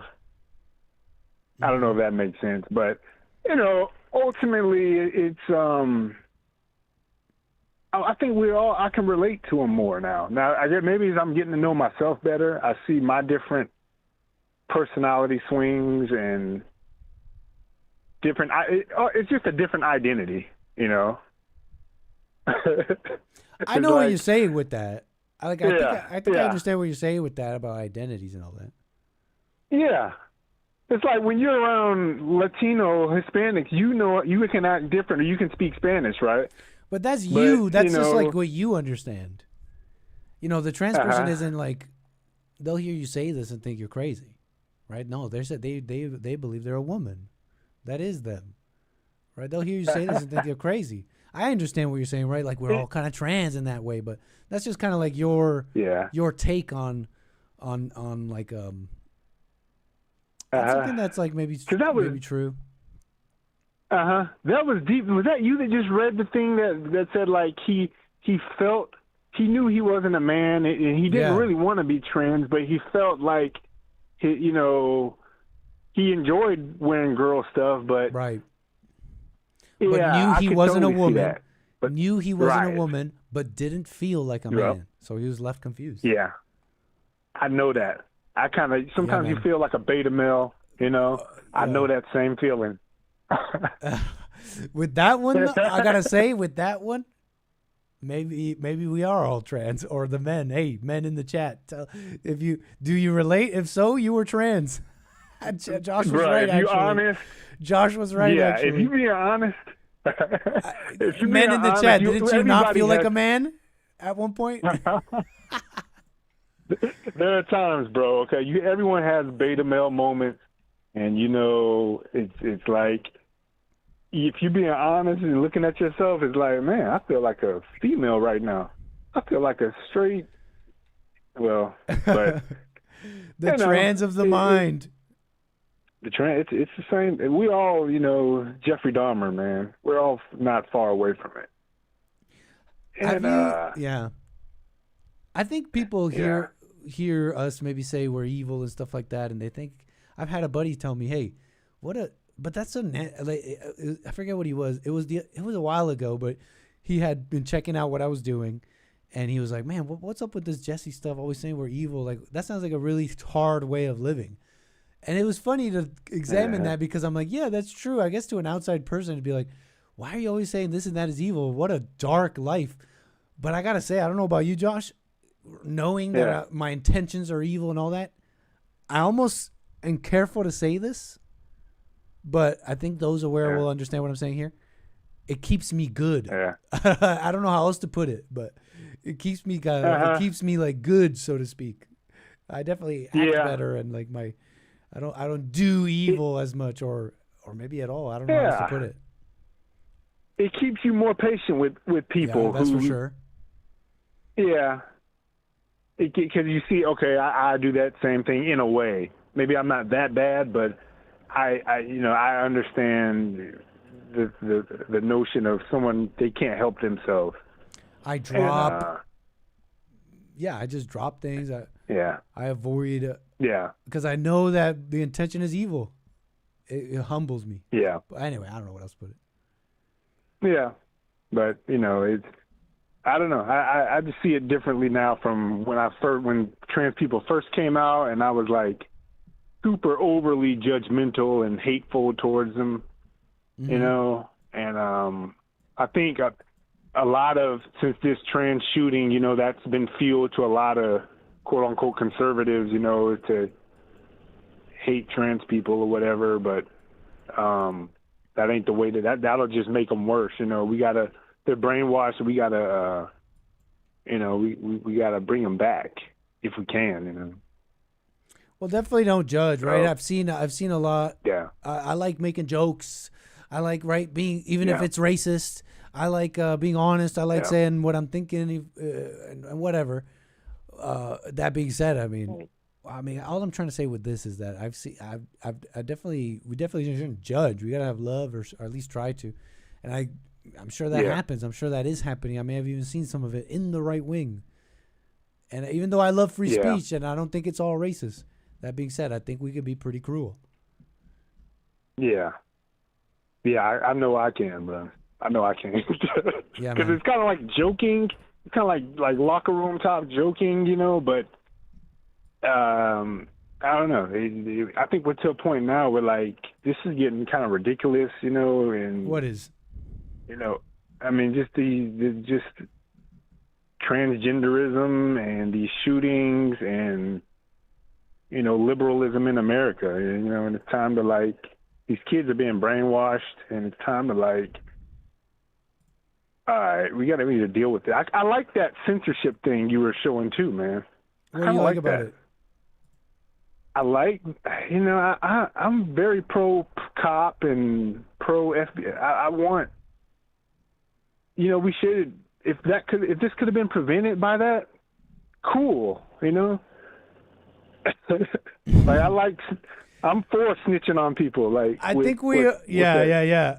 I somewhat share some of that, but I think maybe we were raised in a, because look, I was saying, I was thinking the other day, we want to see more cops, for example, and we're like, man, I don't feel safe. Right. We need to see more cops. Right. But that's only because we're used to it being chaotic without them. It turns out I heard that there was an America where it was chaotic, where it wasn't chaotic, even if you didn't see cops. So if anything, us going like, oh yeah, sure, bring on the Palantir, bring on the AI, no more privacy, make the streets safe. We're kind of saying that as maybe traumatized people, right? As like Stockholm syndrome people saying that that we want that. Although it is honest, and I think I share some of that. Yeah, I see what you mean. Yeah, like I if it gets too bad, that we can always get off the internet, do it we can always go Amish. I said if the censorship gets too bad, we can always, leave the internet. But I don't know. I like. Well, I think the internet's too free now. It's too much filth and filthy talking, and people need to be regulated because they can't control themselves if you just let. Maybe you're right. Yeah, I mean, that's what police are for. Yeah, we too free in the internet, man. You can. It's all kind of filthy, nasty stuff, and I don't know. Yeah, I'm not sure either. You might have some point there, Josh. Yeah, I don't know. I love police. I want see something, say something. Neighborhood watch mentality. If somebody's acting funny, snitch on them immediately. yeah, we love snitches. If you're applying for Anchor Air, we do have a test, a snitch test. We test this, and if you don't snitch, you don't get hired. Right. You get your knife. We love snitches at Anchor Air. I love Karen. I love Karen. Totally. Shout out snitches. Isn't that what that guy Charleston White? He's just like a cop undercover, and that's why he can. Wait, what? What are you talking about? He promotes snitching. I mean, he kind of came out. He made that nice. Cool. I like Charleston White now too. Right? Yeah. Because I mean, he's. I think he's a cop. I mean, I think everybody knows he's a cop. That's why he's talking all this stuff about Bloods and Crips, and yeah, he's a cop, bro. But he's pro-Trump and he's pro-police, and I had no clue. The country's out of control. We need to clean it up, man. Send in the National Guard, man. Seriously, I'm down with that. Yeah, that is so crazy. Me too, man. There are like hostage. It's like a hostage situation. It's crazy. And what I mean is these cities and the mayors who just refuse to clean it up. Yeah. Insane, man. And, I want to, I don't know, too much as we can. Maybe we can't fix it, but I guess we can do all we can. So I don't know. Right on, with Josh. Yeah. Appreciate your call on this, sir. Okay, no problem. Appreciate the show, man. Yeah, man. Call me again. All right, bro. Yeah.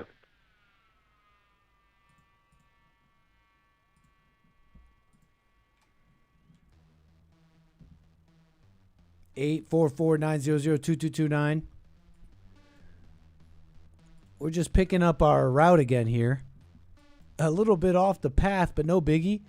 We're not too far from Dubai.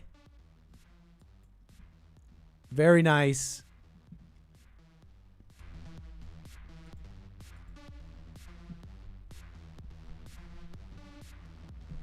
Snitch on your neighbor for not being locked down. F that. Okay, not that. Not that, Ghost Guts. Maybe not all snitching. Look at that obvious curve. Nice.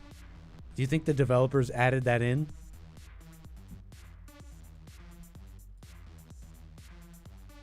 Go to Gaza. Where's Gaza? Gaza's like over here, though. I don't want to go to Gaza. I don't want to go to Gaza. Nobody wants to go to Gaza. We are flying manually right now, just for the time being. We flying in like a CPL of Sukhois undercover. We're getting back on our predetermined flight path here shortly.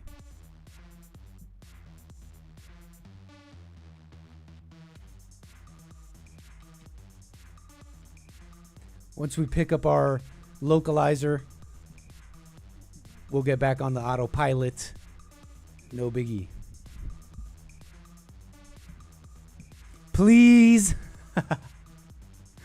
Please, please, please, please, please, please, please. Can we go to Gaza, please? If you don't pipe down, I will turn this plane around. And I'm not joking, mister.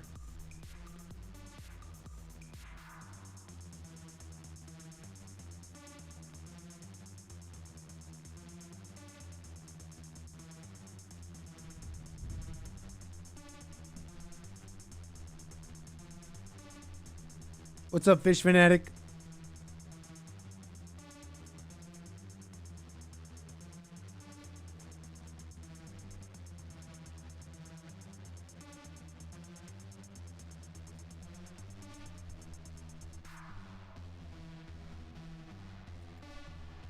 We're just making sense of everything here. I believe that right there, that point right there, SRJ, which is our transfer, is where we will pick up our route where we left off. As you can see, we'll turn on our flight indicator. Make sure we follow that. But I think what we can do. Wait, what are we doing here? Direct. I'm trying to direct the computer direct to SRJ. But I think we can just like SRJ. I think we can just let it do its thing.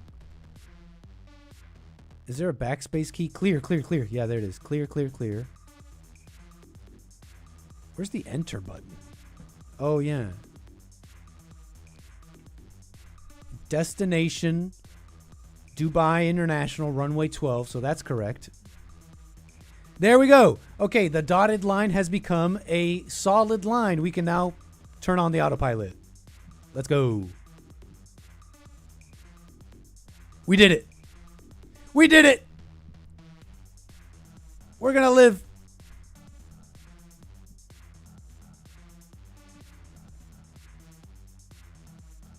Nice. Let's let it do its thing. All right. Here we go. Here's something different.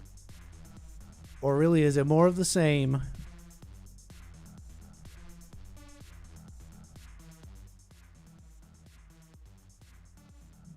Freaking out.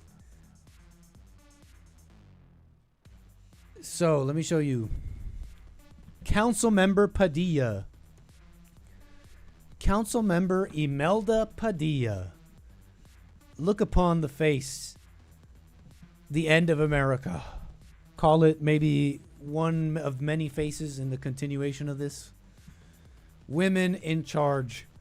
Imelda G. Padilla, American politician, currently a member of the Los Angeles City Council, representing the 6th District. She previously ran for LA Unified School District Board of Education. She is a Mexican American. And she basically is in charge, right? The city council. They're apporting the money where it needs to go. Fighting with developers and making sure that their city constituents are heard. If a developer is trying to make something that the people don't want, you know, that kind of stuff. There's a clip of hers going viral where she appeared on some show with this individual, John Lovett. John Lovett, I guess. He's a comedian, podcaster. John Lovett interviewed Councilmember Padilla.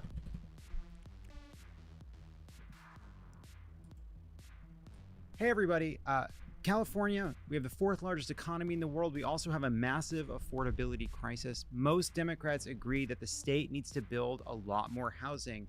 But when you start talking about where and how, it gets tricky.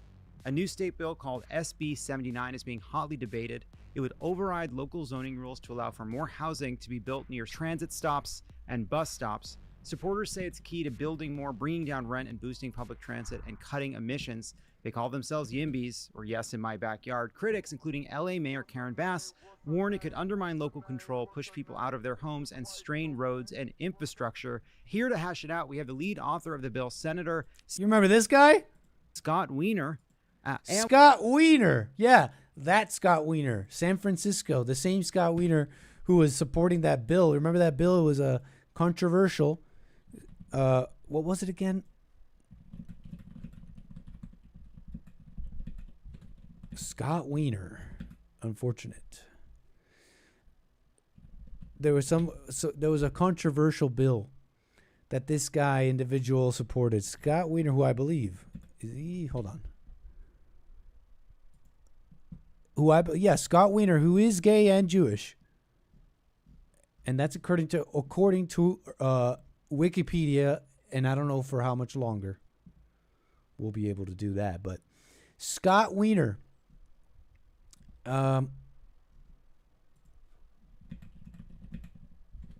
there was a controversial bill.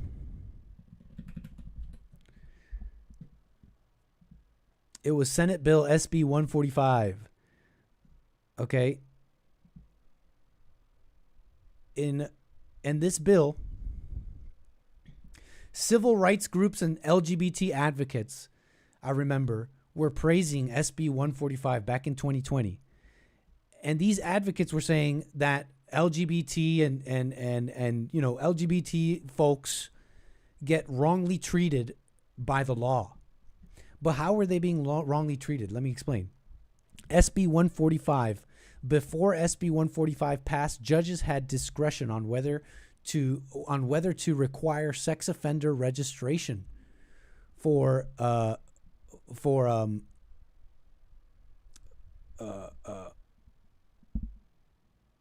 okay, so basically, let me explain. Before SB 145, when you're an individual who was being charged or being accused of something that might put you on a sex offender registry, but you had, you know, normal sex, like with the woman's parts, then the judge had the discretion whether to put you on a sex offender registry or not. But if the sex was other stuff, butt stuff, then you were automatically put on the sex offender registry. I'm sure you can imagine why. So this guy made it his mission to make sure that they weren't discriminated, right? These people doing sex offendy stuff, but, you know, not to women's parts, but to other parts. He made sure they weren't being discriminated against. We have LA City Council member Imelda Padilla, who recently voted with the majority of LA City Council to oppose the bill, a resolution that the mayor signed. First of all, thank you both for being here. I really appreciate it. We think it's important to have a space to have debates, congenial, even where we have disagreements in this big progressive. So that's the setup. This guy, this podcaster guy, brought these two to discuss some of this work. Basically, he wants to see more housing built. Okay, that's basically what he wants, and the people he represents or whatever. I'm sure a lot of people agree that you hear about the housing cost being so high. Some say it's because there's not enough supply. So it's just a matter of let's make sure that we catch this transfer here. We're on autopilot. We're just about at SRJ, and we want to make sure that the autopilot does in fact turn us here. This is what we were watching for. But like what I'm getting at is these individuals want to see more housing built, and I'm sure many on the left and the right agree that we want to see more. We want to see us be able to afford housing. What's going on? And what I'm getting at is, they say they used to be able to build, afford a house on one income. I don't know what changed, and I don't know who's right. But let's say you do want to see more housing built. Well, look at this guy brings on this woman, this city council member woman, and these are the people in charge, right? And check out this moment concerning this whole business of. Basically, this person asked them what she's doing. What is she doing to make sure that housing is more affordable, etc., in Los Angeles? This was her response. An emergency. We should all be freaking out about how urgent it is to do anything humanly possible to build housing. Are you focused on what will ultimately make California affordable for the people in your district? We are in fact turning. Yes, autopilot is on. This is awesome. I love it when a plan works out. Let's make sure it stops turning. Let's make sure the turn doesn't go too far. It is, in fact, totally on track, folks. I love it when a plan works. We are not dying today. Well, I am. So, for example, I'm bringing a set of tiny homes into an underutilized Metrolink parking station. I didn't have to do any outreach, but I started a neighborhood watch, and I also had a whole town hall related to addressing that component. And there's also an ED1 that's being built on Victory and Balboa. The neighbors wanted me to kill it. But by law, I really have no jurisdiction anymore because it's an ED1, right? But we still, as a team, got together with the developer, and instead of building something that was potentially 6 stories, we got it down to 3 stories. And we also got the developer to also incorporate a few more parking lots and EV chargers. So yeah, I mean... I guess they edited this. They made it a funny edit. That's his face, I guess, hearing this. So yeah, I mean...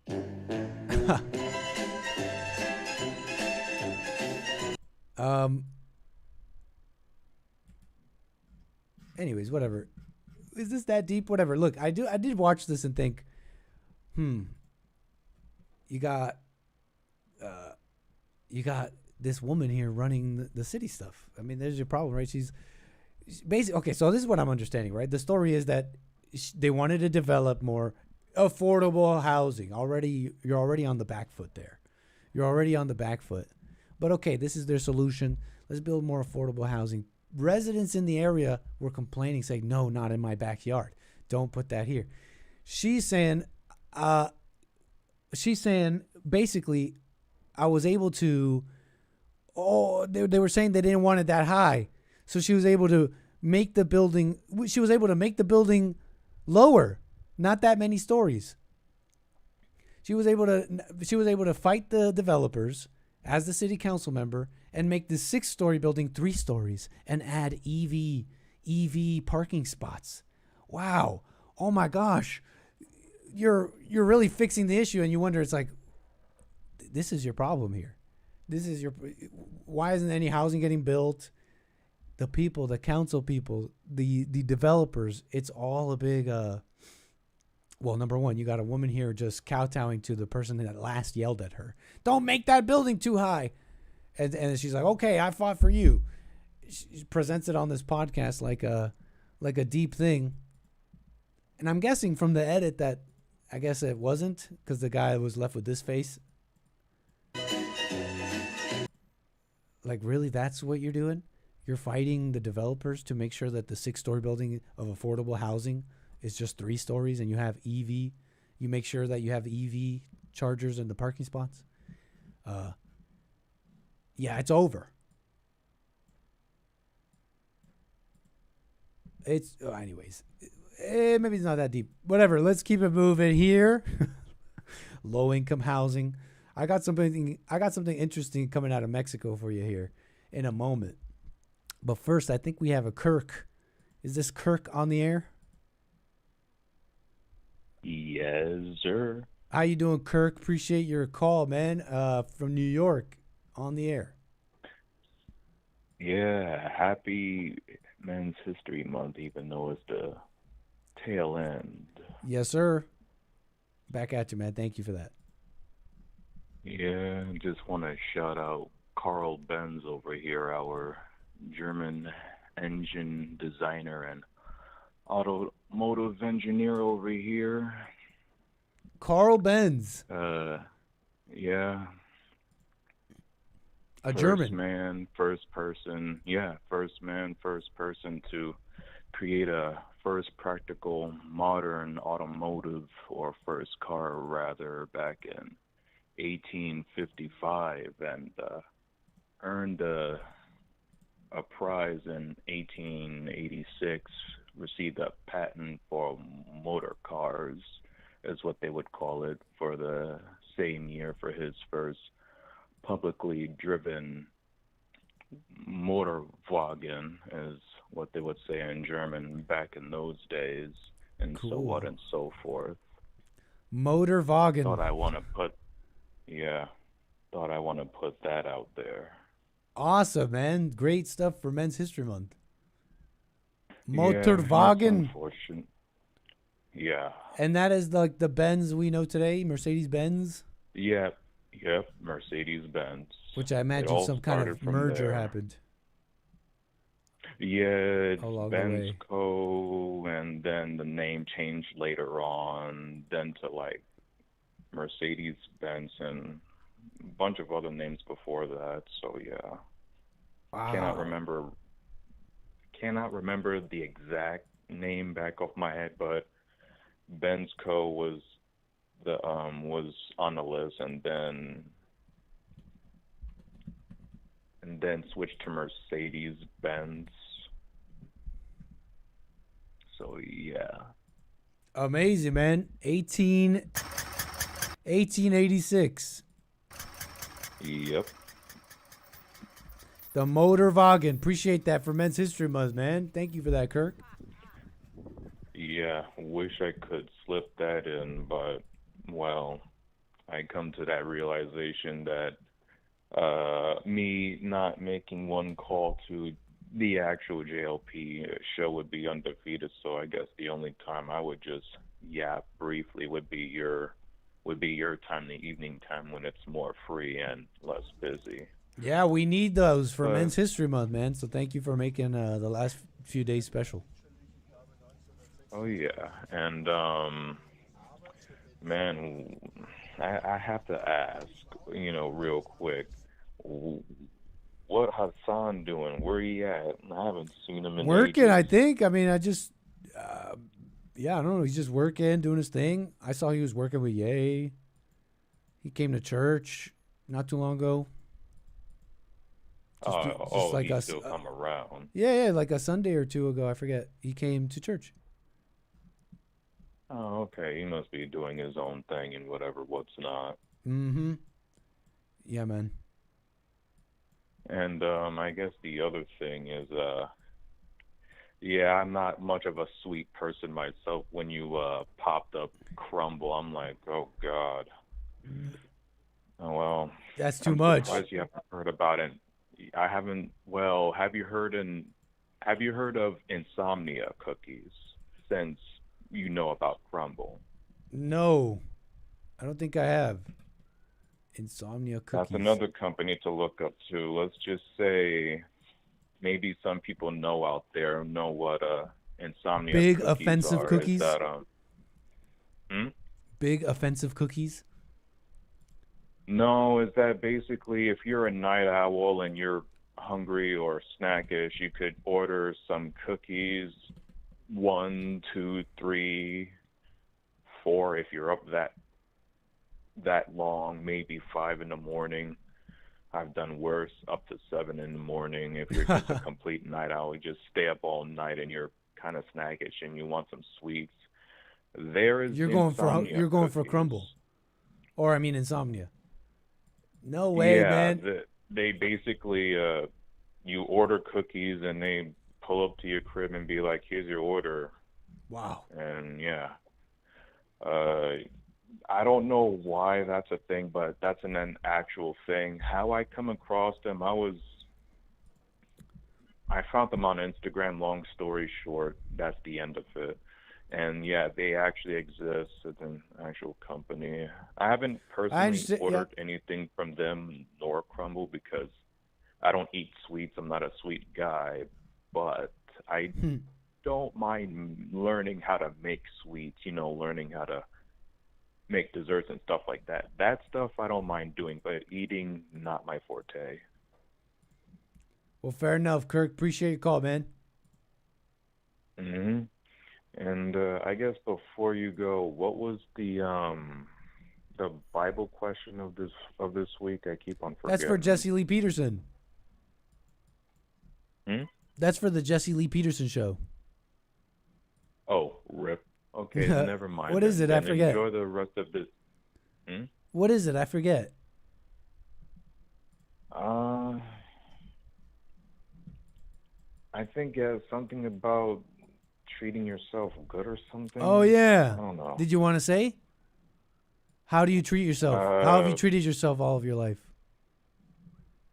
For the first 20 years, like shit, to be honest. Not to be explicit, but to be funny. But it's best to focus on a present and change course right now when you could be well prepared and better off in the future. So it's never too late to change if you do it now in the present. So Well, right on, man. That's the best way I could answer that one. Kirk, man, thank you for your call. Oh yeah, for sure. And enjoy the this long ass weekend we're gonna have because of Labor Day. And I'll hopefully talk to you again maybe next month or maybe spooky month, who knows. Nice. Call me again, sir. For sure. Have a good one. Bye now. Dubai, I'm confused. Because that says OMDB 12R, right? That says OMDB 12R. That's our runway, right? OMDB runway 12R. OMDB being the airport, right? OMDB Dubai. So runway 12R. I'm a little confused because it's saying it's right there, but I'm looking at our iPad. Oh, that's why it's confusing. What the heck? Wait, hold on. See, we're all the way over here. Dubai, we got to cross the ocean, right? There's no way Dubai is that close. Right? Dubai's across, there it is, right? Across that ocean. So, obviously, that doesn't make sense. So then, what is going on here? Where is ASMOK? ASMOK. Yeah, ASMOK and ASMUK, which are waypoints, are all the way up here. So I think we can ignore all these dotted lines. I don't know what's going to happen, but I think we can safely ignore all those dotted lines. And that's just what we'll do. We'll just hopefully try and get a direct Landing into 12 right. Okay. Nice.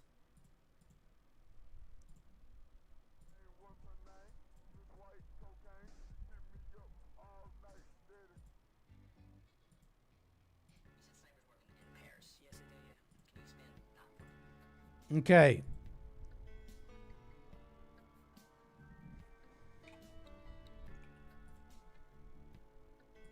Okay, I think we're set. If we did a barrel roll, I think we die. Like, by the time we finish the roll, we'll have already lost enough altitude to possibly crash, most likely. Because it'll be a slow barrel roll. That won't be fast in any... Look how slow we turn. Oops.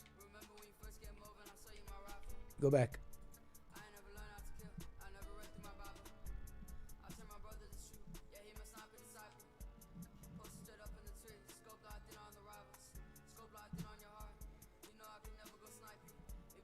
We won't, bro. Trust me.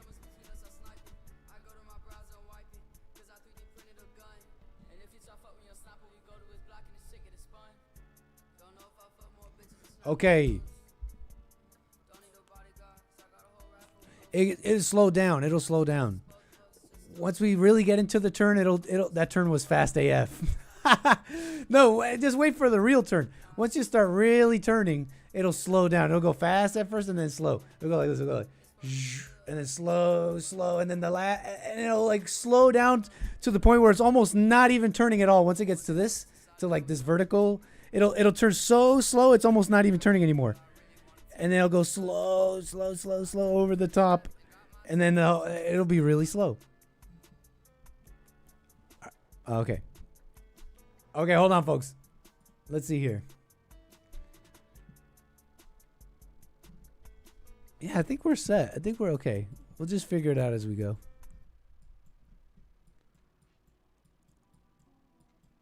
Amazing.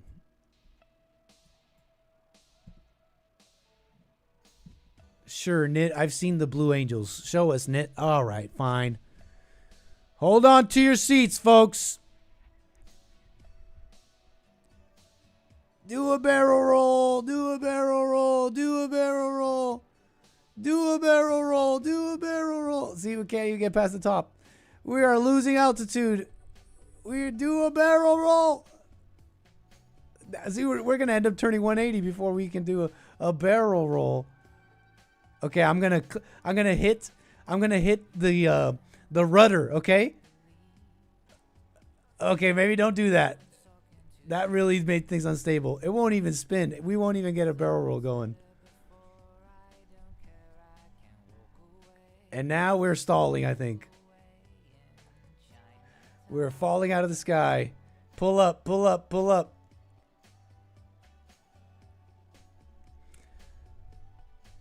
Okay, over that mountain is Dubai, I believe. Wow, we lost a lot of altitude there.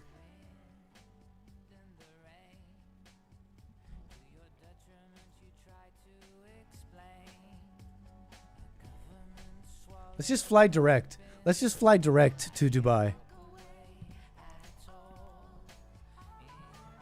Yeah, let's just fly direct to Dubai. We're going to want to pull up a bit.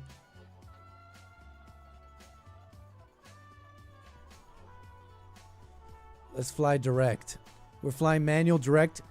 We should be coming in for a landing in the next 10, 15 minutes. Make sure the soldiers, they'll be going first. The rest of you, whatever. Let's make sure we don't die on this mountain.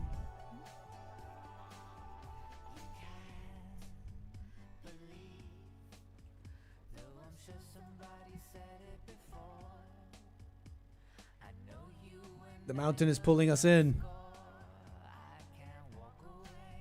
Just gonna make it over the top of it.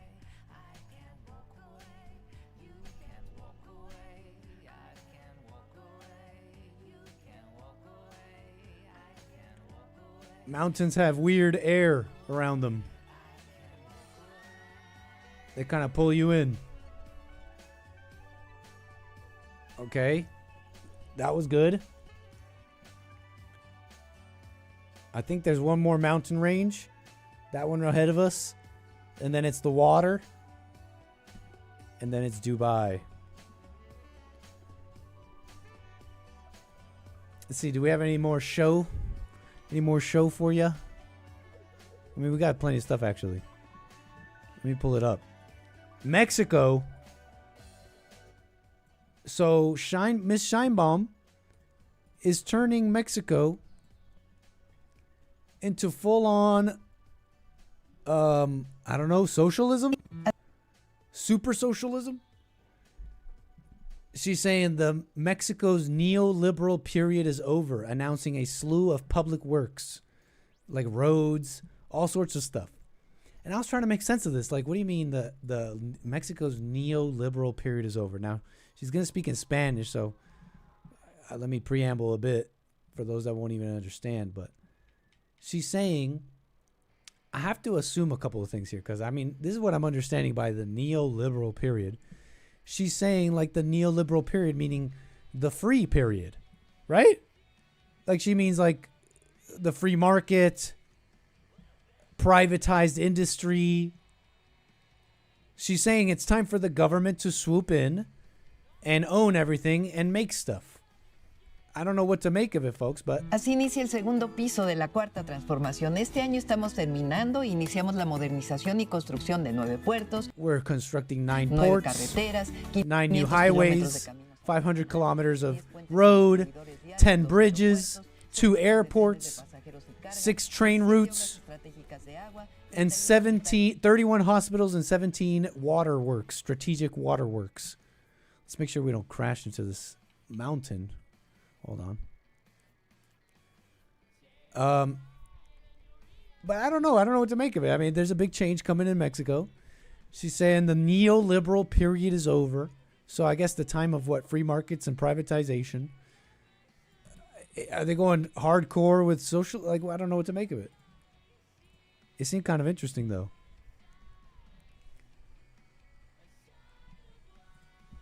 I'm distracted. Sorry, folks. We don't want to die here. We're only like 1,000 or so feet from the ground. I mean, from the mountain that's quickly rising beneath us.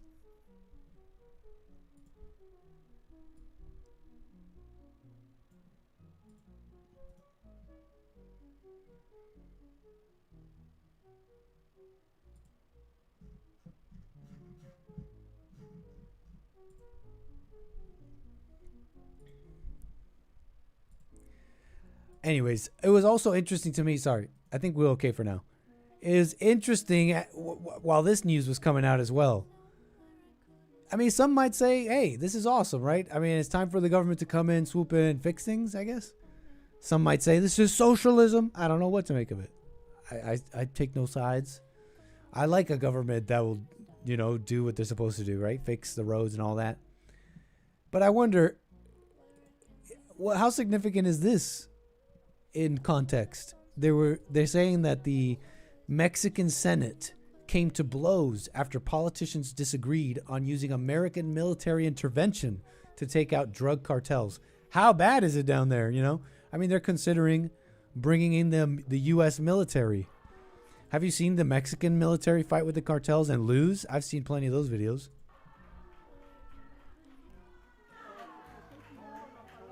Oh, it's hot. Oh, it's heated. Oh!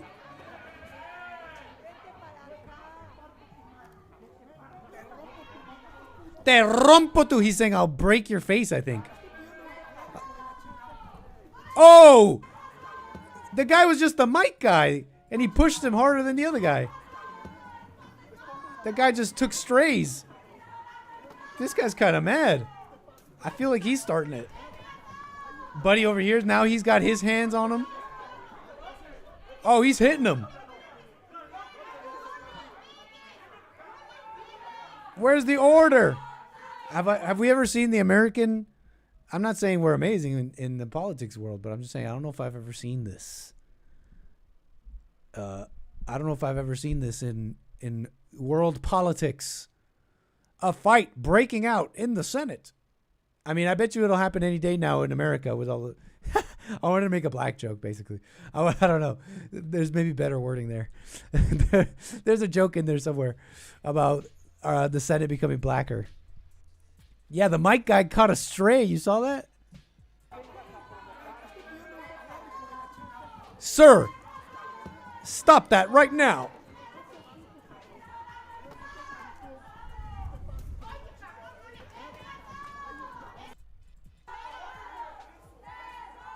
There used to be fistfights in Congress back in the day, Nit. I don't know anything.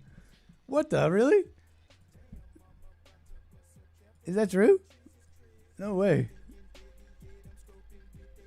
No, I just didn't have the words for the black joke, Josh.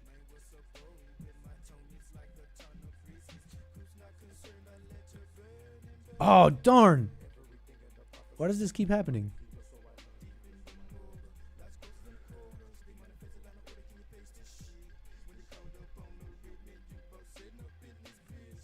This is kind of infuriating. Well, not infuriating, but there's something going on. You see all those dotted lines? This is the problem we're having. The dotted lines correspond to something else. I don't know what it is. But if we catch one of those dotted lines, it takes us way off course towards like Saudi Arabia. And I just don't know which computer is getting that from. Maybe if we reset, all flight data will be lost. Okay, maybe don't do that.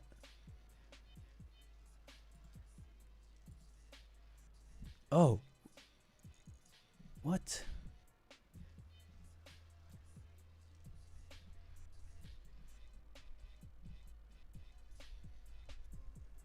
Those are Gazan missiles. Anyways, keep going, little plane. We're almost there.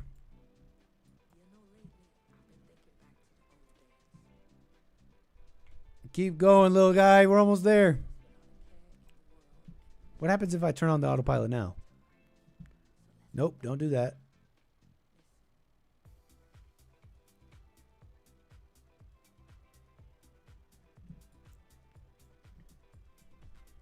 Amazing.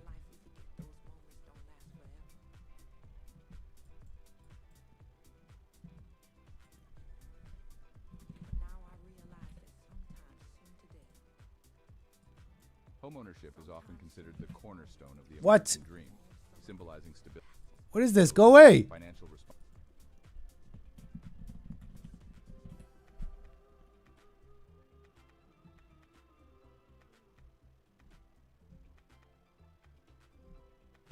Maybe something happened with Bernie Sanders. Pretends like he's self-made. What a clown. Fraud. Always has been, always will be. Quit the tough guy act in these Senate hearings. You know where to find me. Any place, anytime, cowboy. Sir, this is a time, this is a place. If you want to run your mouth, we can be two consenting adults. We can finish it here. Okay, that's fine. Perfect. You want to do it now? I'd love to do it right now. Well, stand your butt up then. You stand your butt up. Oh, hold on. Big No, guy. no, stop it. Is that your All right. solution every Hold it. No, sit down. Sit down. Look at you. You know, you're a United States Senator. Sit down.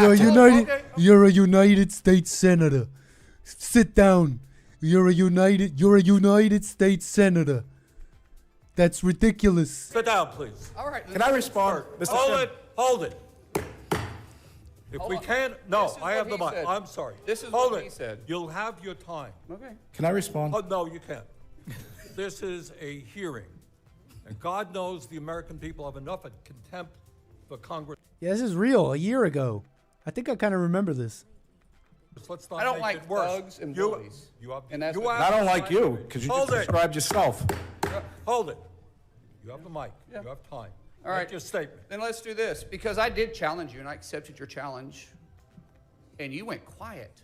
No, I didn't go quiet. I was. Hold on. You challenged me to a cage match, acting like a 12-year-old schoolyard bully. Excuse me. Hold on. Hold it. No, excuse me. I have the I mic. will say exactly. Senator what you Mullen, said. I have the mic. You have questions on any economic issues, anything that say, go for it. We're not here to talk about physical abuse. You brought. We're not him talking in. about. Of course, I And did. let me show you his hearing because I want to expose this thug to who he is. And Could you not point at me? That's disrespectful. I don't care about respecting you at all. I respect I don't people that respect you at all. respect. So All right, hold it. Hold it. No. You're one of No, 100 of the most hold elite it, people please. acted. Please. All right. This is a. Excuse me. This is a hearing to discuss economic issues. All right. If you have questions for Mr. O'Brien or anybody else on what he has said, go for it. But we're not here to talk about fights or anything else. I'm quoting exactly what he said. You can and say this what is- you want, This is but- your witness This you is brought. my And let me. witness. I'm exposing him. You can as talk a person anything you who want. he is. So But in no fight- 2013, in 2013, O'Brien was suspended. That is terrible. That is funny. Trying to keep the order. What a mess. Doing their best. Yeah, I don't know. Whatever. Who cares? Men fight, right? Men fight, right? But whatever. What was this? Yeah, I don't really have much. I don't really know if I understand what's happening in Mexico, but I do gather that it is a major government thing. So kind of something to watch, maybe a little bit, kind of in the background. Because she's all nice, coming out all like, it's time, and she's like a woman, and it's got the nice music. But it's but you know, you got to wonder, I mean, whatever, fix your country. I mean, they got a plan, I guess, put it in place. What can I say? I don't even know why I want to keep going on that. I don't have a complaint. If anything, that's just, it seems like a big change is coming maybe. And I wonder when they say it's time for the neoliberal era of Mexico is over, but it's time to build all these public works. Are they lying? How was all that stuff built in America? Was it the government? Or was it the private market? How did that work out in early America? And also, you guys is the neoliberal period over in Mexico? Like, you guys still got issues, no?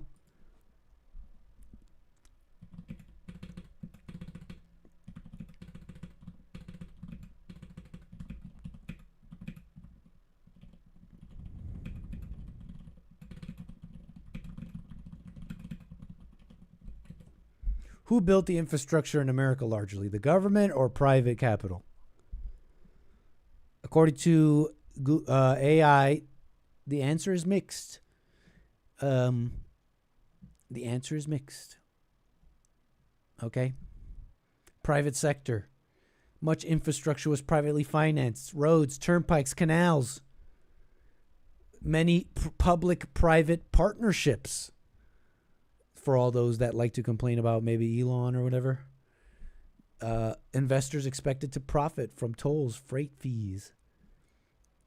Private-led ventures like the railroads were the backbone of U.S. expansion, but they were with government-granted land and favorable policies, according to this. Private capital alone could not have funded the massive railroad expansion. It's according to the AI. I don't know what to make of it. Progressive era, New Deal. The U.S. urbanized. Government took a bigger role in water systems, sanitization.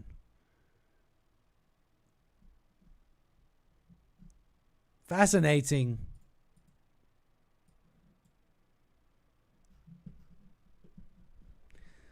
You know, at some point, we're not even going to ask Mexico if we're tough.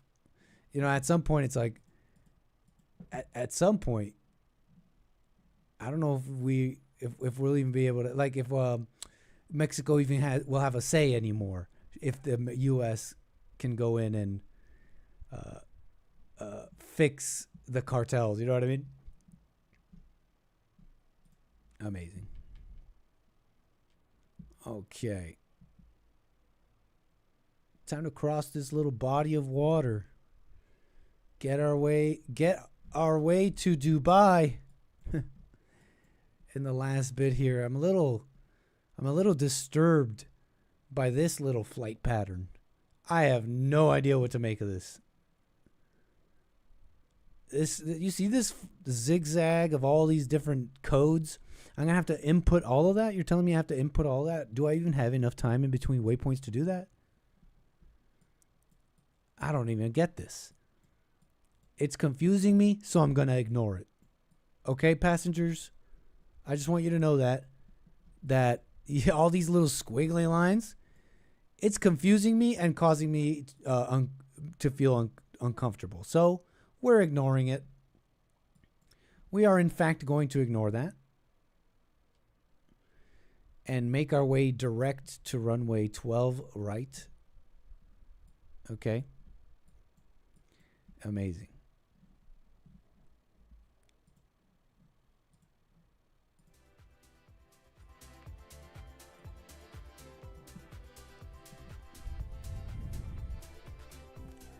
DEI pilot. Okay, that's stop typing that. Ban them.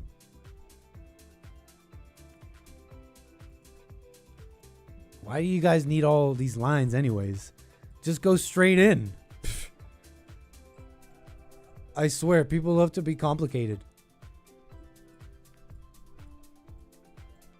Just go fly directly in a straight line, you dummy.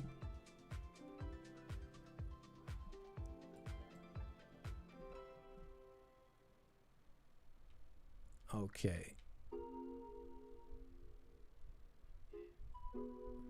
If you're skipping protocol, turn the smoking sign off, Nick.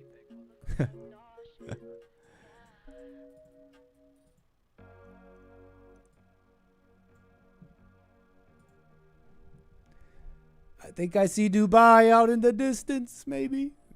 No, not yet. Okay. So I'm hoping, this is what I'm hoping for, fingers crossed, we get to around here and we can turn on the autopilot, and then we'll be okay. I'm not sure actually what's going to happen. I got to say it, no clue what's going to happen here, folks. Okay, so this was funny. This was posted by the 4chan archives.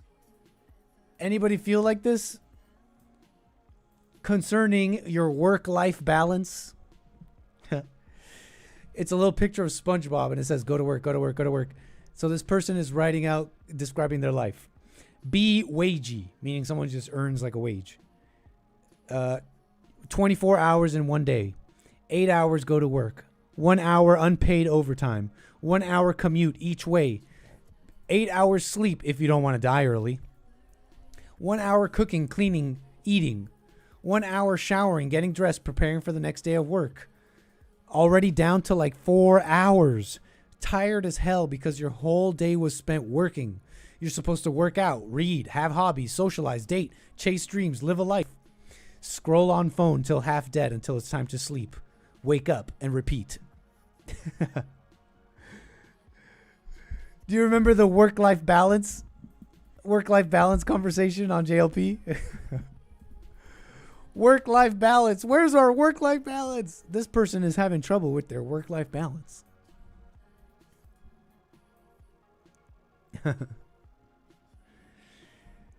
I don't know. I mean, I think that guy was still somewhat right. That guy on the JLP show, the video they were playing, and the guy was saying, you know what, I forego my work-life balance so that I could work hard at the beginning and set myself up for later. Look, honestly, you live how you want to live, but that makes sense. Look, this person the person who will,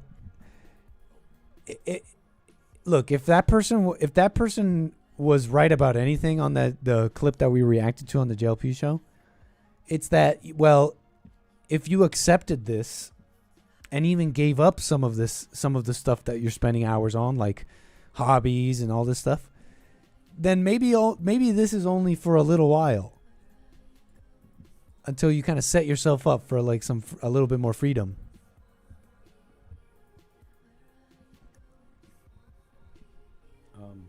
That financial freedom, so to speak. Work-life balance. If you saw that on the JLP show earlier, I'm referring to that. with this one. This person is having trouble with their work-life balance, I think. Oh, yeah. Okay, no, that's bad. The plane is doing something weird.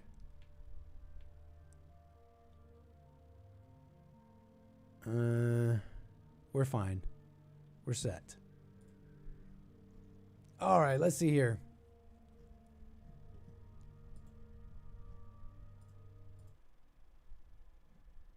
Man, thank you so much, everybody, for all the super chats and the support. I want to get to everybody here.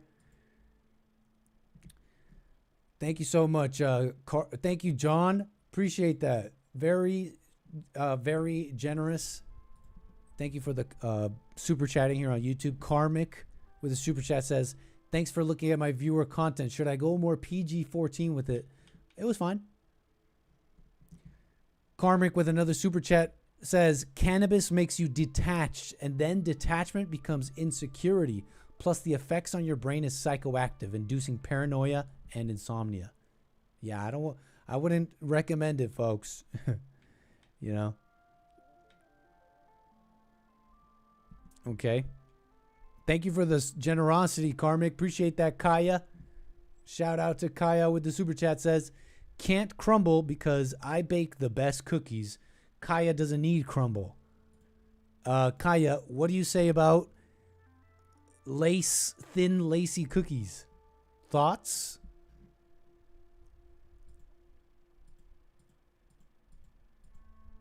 Appreciate the support. Thank you so much. Let's see here. What's up, Rumble? Rumble.com/American Anchor, baby. Thank you for the support, everybody. Bean Hat, Dolvin, Slave to Him, Spaz Out, and everybody else. Thank you for that.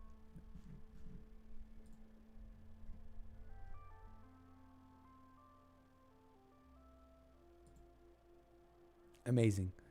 And buymeacoffee.com/Anchor, baby. Thank you so much.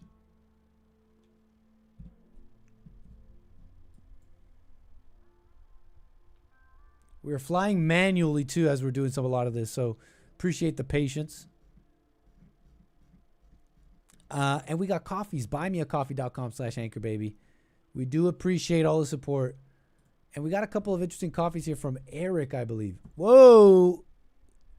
What was that? You may have just felt a incredible jolt in your seats. But I think it's because my leg... I may have accidentally touched the yoke here with my leg, so, you know, as you do, one of those things, right? Apologies. Okay. We are over the water, okay, folks? Alrighty. Let's check our computer. Wow, we're really close to Dubai. We are really close to Dubai, so... we're going to make sure we land. And then we're going to get to our coffees and all of our lovely supporters.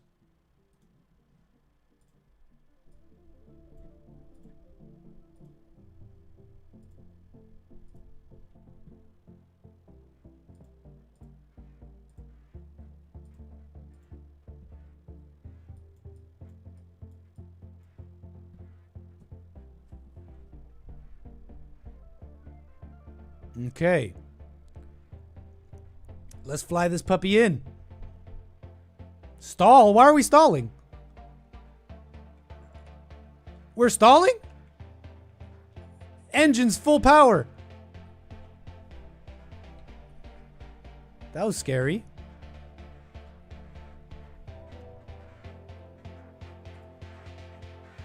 That was close.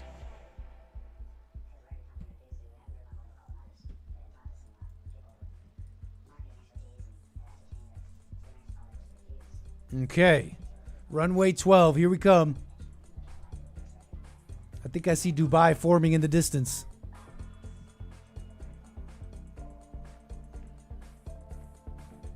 No, there's no vectors. I literally have nothing for you, Jeffrey. We're pretty manual right now. Hopefully we can catch a vector here. I keep clicking the autopilot button. Nothing's happening. So, you know. Don't worry about it so much.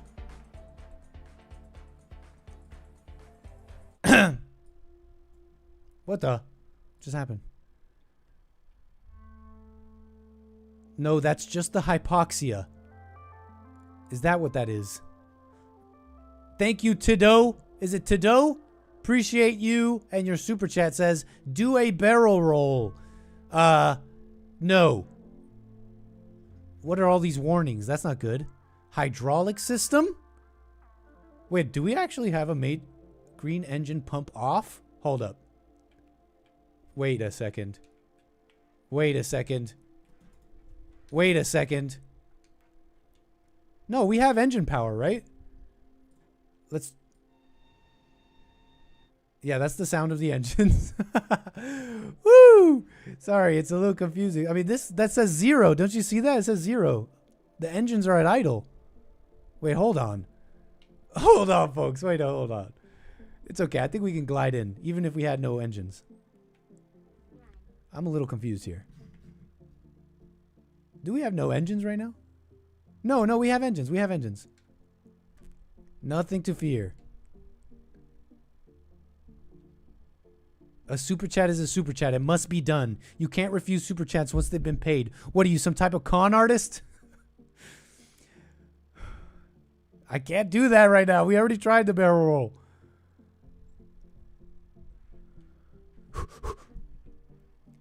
Okay, Dubai. Here we come. Let's get down there. Okay, we don't need to get down there that fast.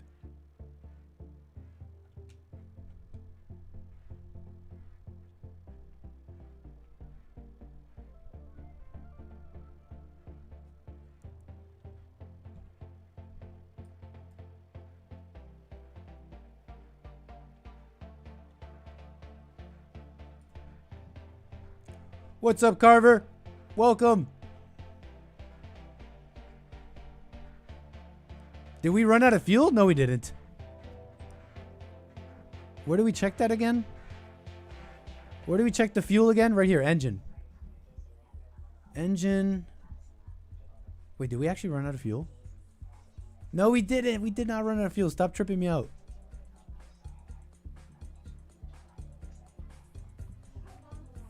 You're tripping me out, guys. Don't do that.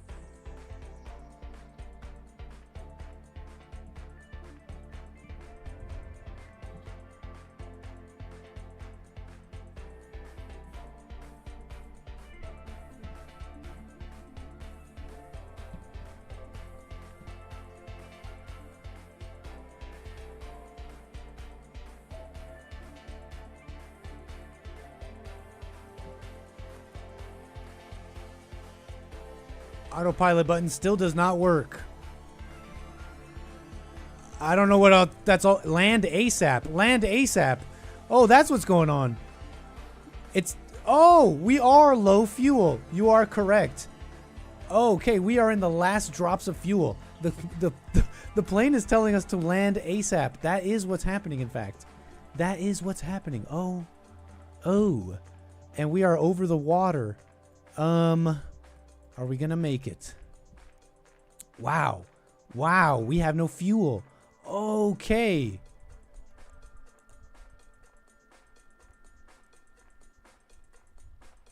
I see. Well, here we go.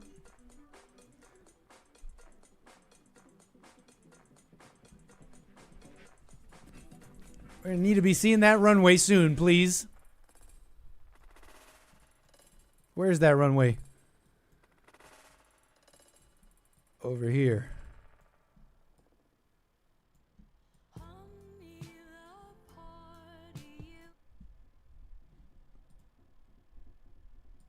If you skim the water, dolphins will give you fuel. It's a cheat code kind of thing.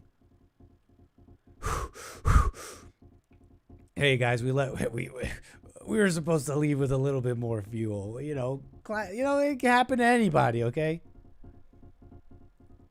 AC bus one fault. Okay, we're having electrical issues. I hear we have electrical issues.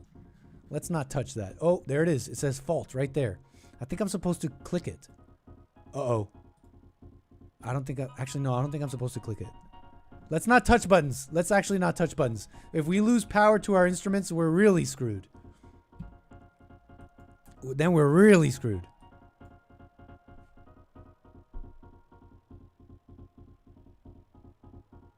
All right, you see, that's us right there.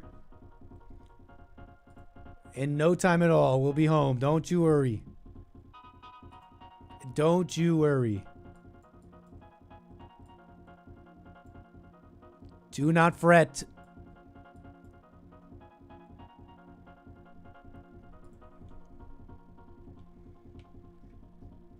And we lost power. We're losing power. It's blinking. Yep, our instruments are blinking because we're losing power.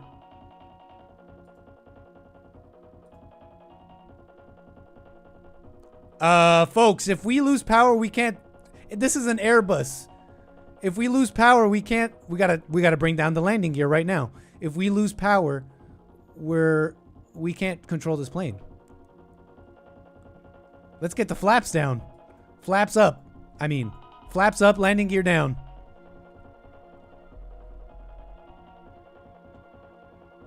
Okay, things got spicy. Okay, things are spicy. We have no instruments.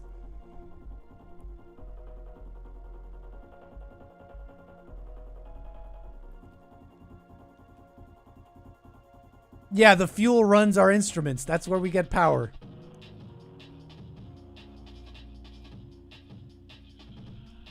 Yeah, this is bad. Oh, it's bad.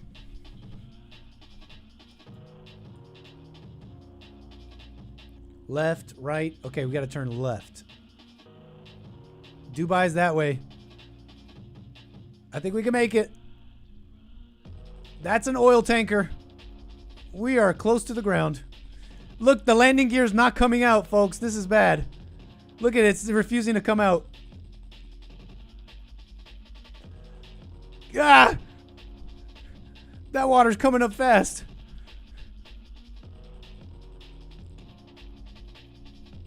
Landing gear down, please. It's an emergency.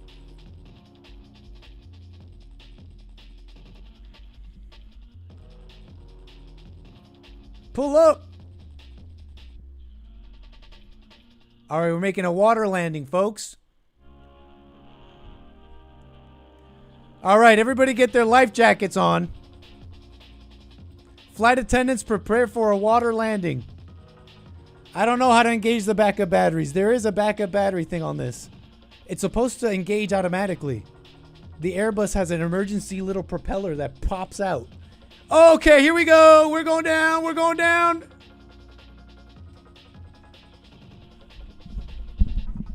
Ah! Ah! Ah!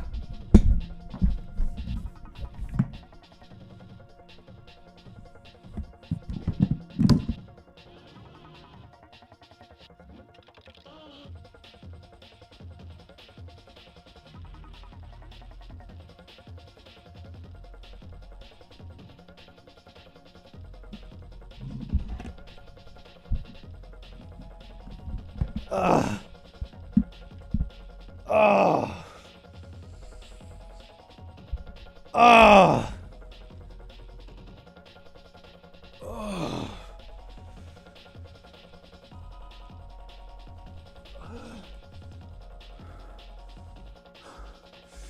Is everybody okay?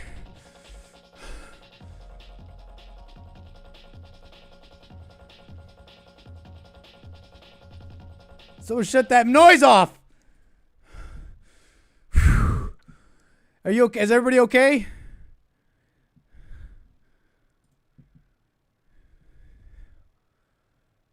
Are we alive?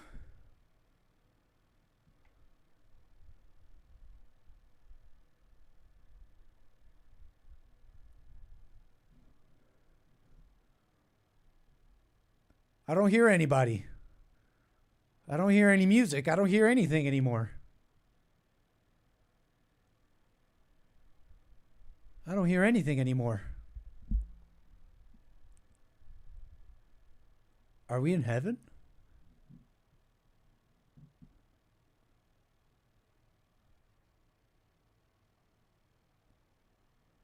Is this limbo? Are we in the waiting room? Are we in the waiting room? Are we in the grand waiting room?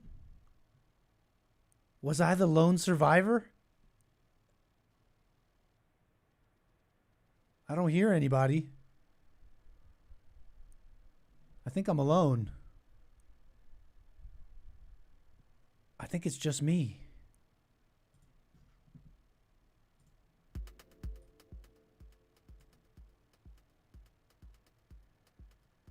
I think I'm the only one left.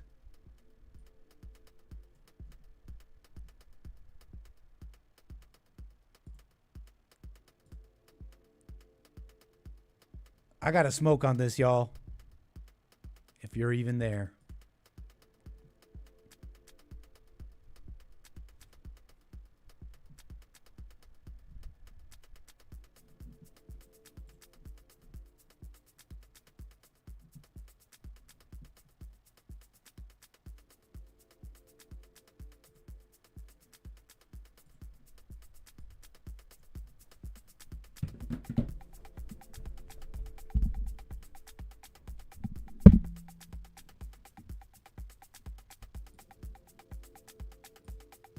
What a mess.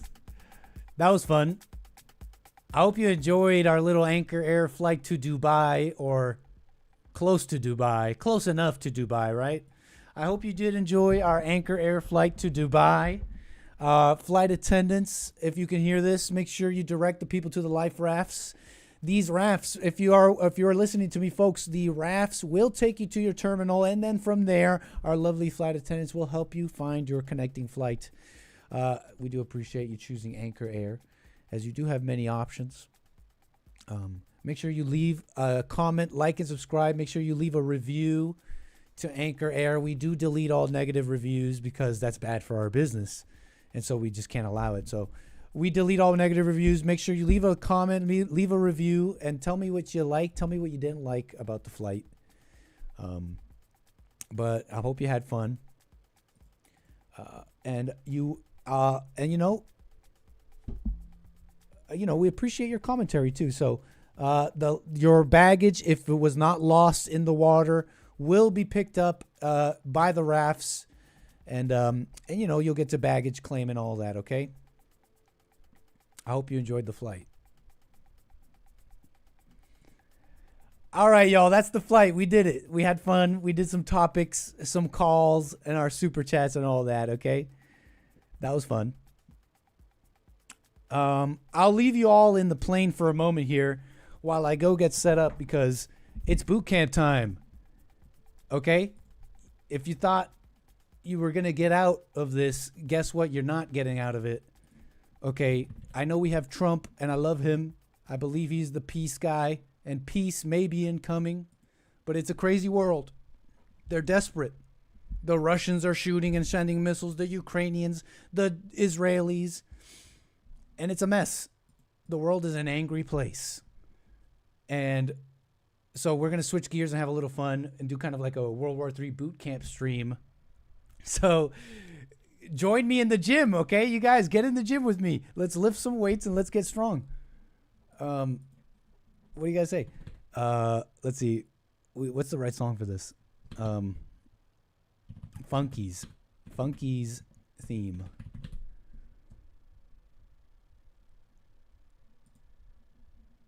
Okay, let's see if I can set.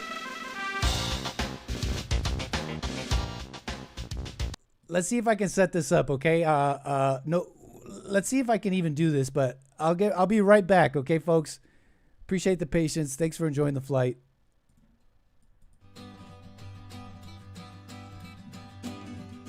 Be right back.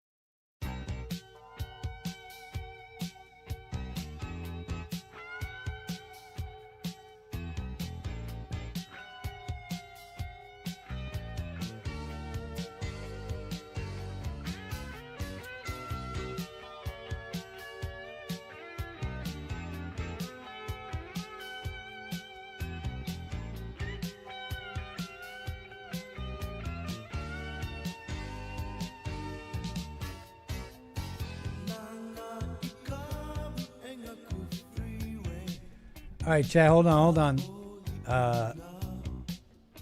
We'll see. We'll see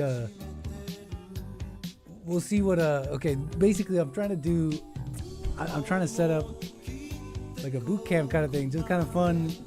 I mean, I'm supposed to work out anyways. Maybe we could do it together. I don't know if I can get the tech to work, but tell me what you guys think. I think it'd be fun. Boot camp, get motivated. Hold on.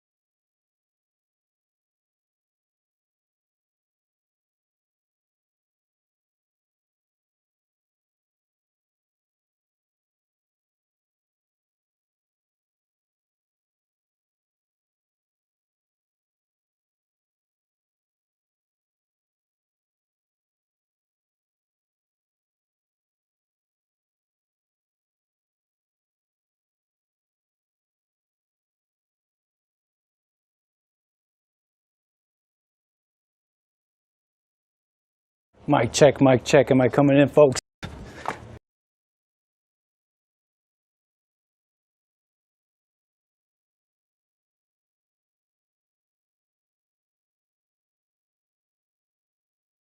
Mic check, am I coming in?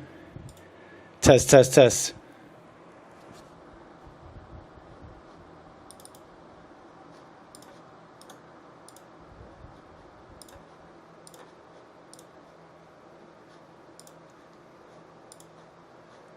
Test, test, test, am I coming in? Hey. Mic check, mic check. Mic check, mic check.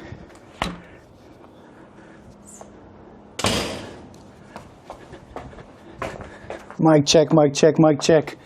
Am I live? Am I coming in? Let's see. Test, test, test. Am I coming in? Loud and scratchy-ish. Loud and scratchy-ish. Mic check, mic check. Loud and scratchy-ish. Mic check, mic check. Mic check, mic check. I think it's better now. Mic check, mic check, mic check. Am I live? Am I coming in? Yo! Jesse threw Nick into a well. No. Loud and scratchy-ish. Loud and scratchy-ish. No. But look what we have. Yeah, buddy. We got a bar. What's this look like on camera? Let me see what this looks like on camera. We got an Olympic bar, baby. There's a very long delay, though. There's an echo. Well, I was checking the audio. Let me know if there's still an echo.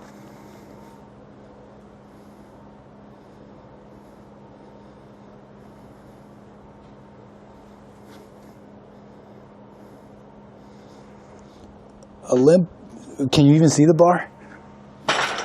Okay, wait. Let's get the camera shot. There's an echo. Mom Donnie moment. This is boot camp time. Why aren't you in the boot camp?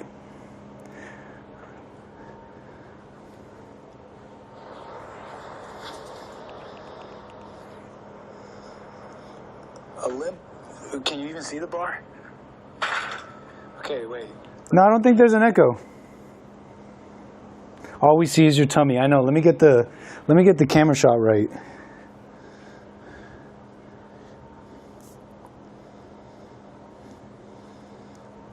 Let's get this camera shot right. Hold on.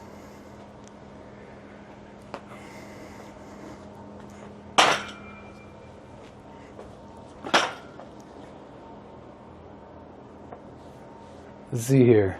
How do we do this? How do we do this? How do we do this?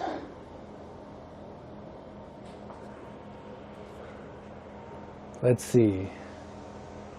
There's a better way to do this. Hold on.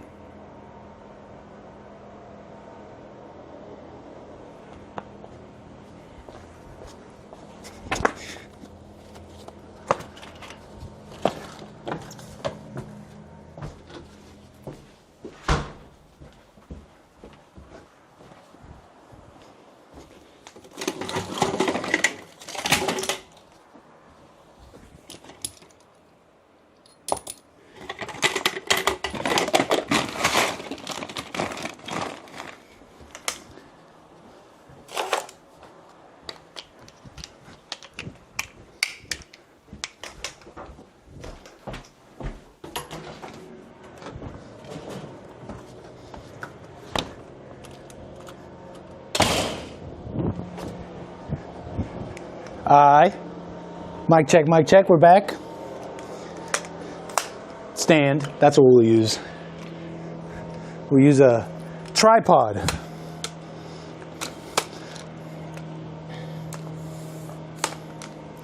That is what we'll do.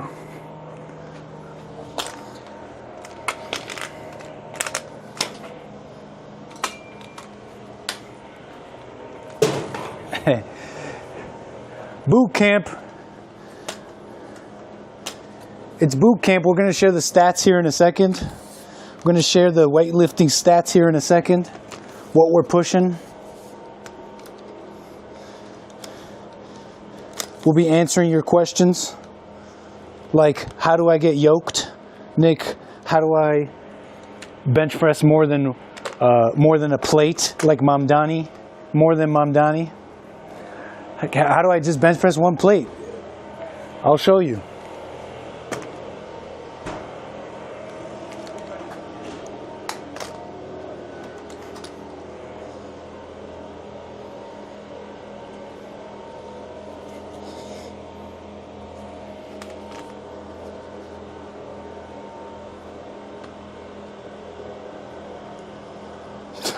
Hold on.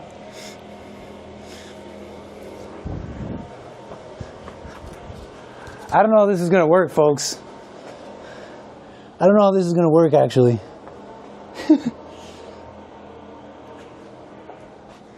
I don't know how this is going to work, actually. Might have to work on this. Which shirt is more offensive, Sparkle Blouse or Canadian Pride?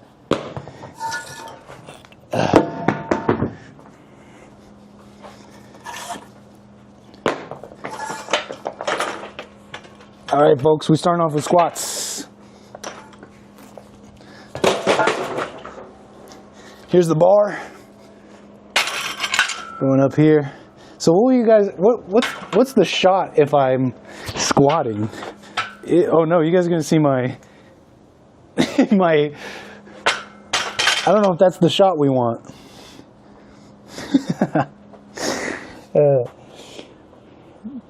Bro, this is killing my vibe right now. We're chilling. We're trying to get deezed. Get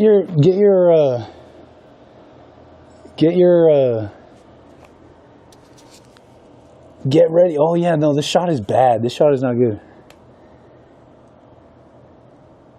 I might have to come back to this. The zooming makes your muscles appear way bigger.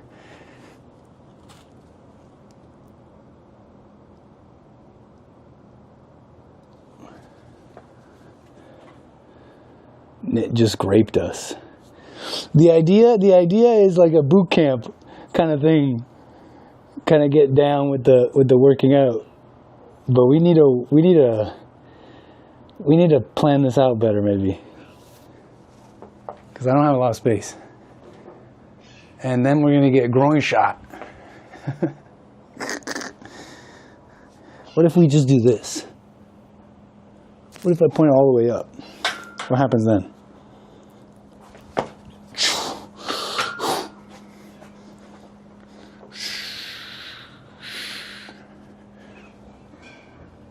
Right.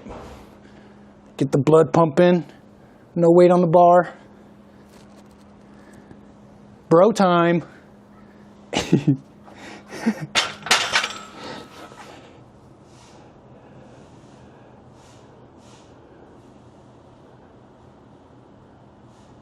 Do that squat, but have your pooper facing us.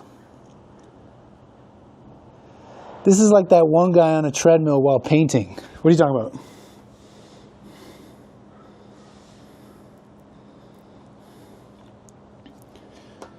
Breathe, my lad. All right, folks. Let's get a plate on each side. Okay?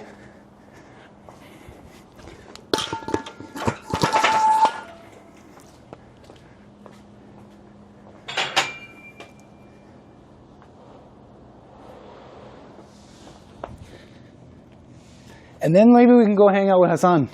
He'll probably be free after we work out. Then we can go out to the city, hang out with Hassan, get a crumble cookie.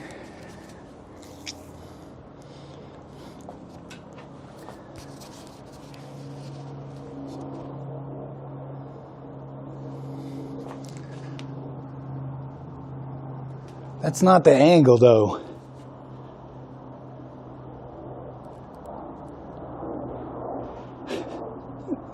I have a green screen out here.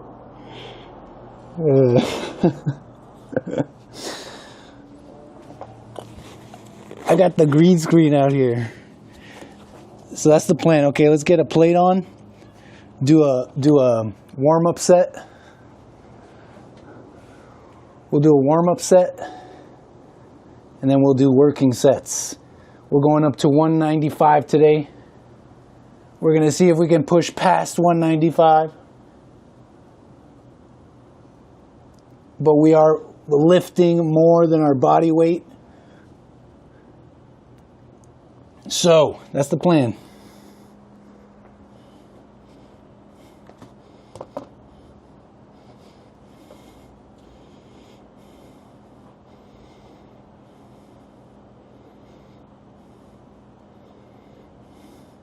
Don't forget leg day.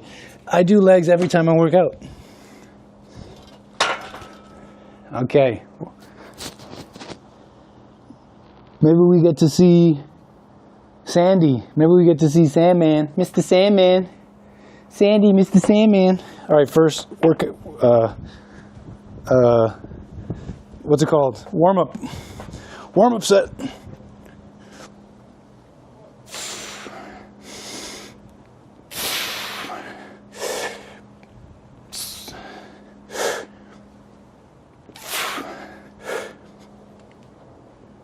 Let's go.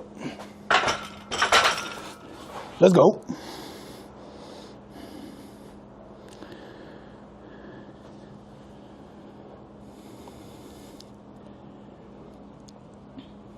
This angle's crazy. We got to figure this out.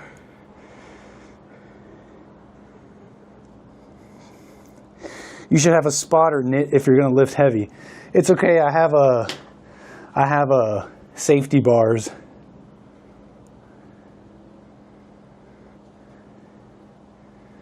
We got safety bars, don't worry.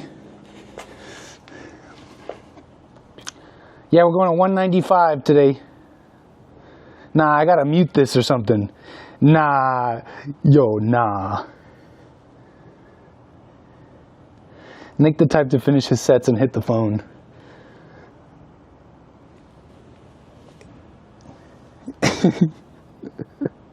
This is not LYC approved form or breathing. Shout out Lord Spike Protein. Yeah, I'm lifting heavy. I'm going to like 200 pounds today. Hopefully. This is just warm-up weights. Now we're throwing on 25s. Now we're throwing on 25s each side. We got 185 on the bar. We currently have 185 on the bar.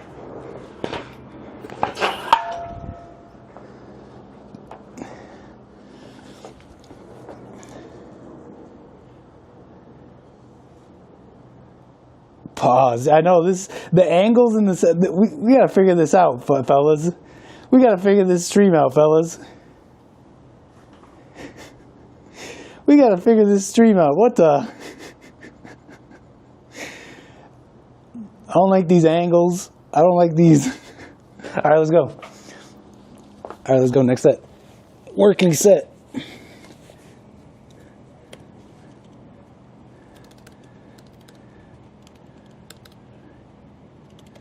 All right.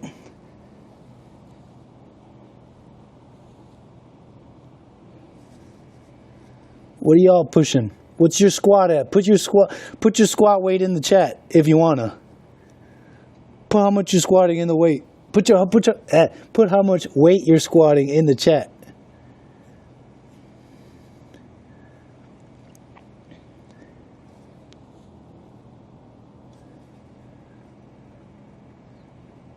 Alright.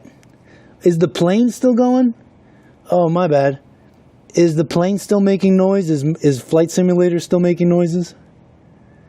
Hold on.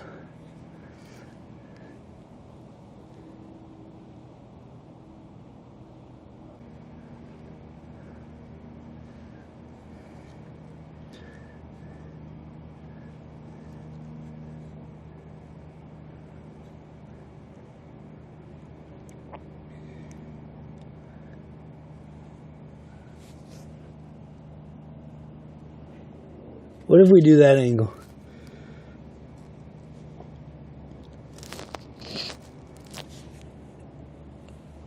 I'm buffering?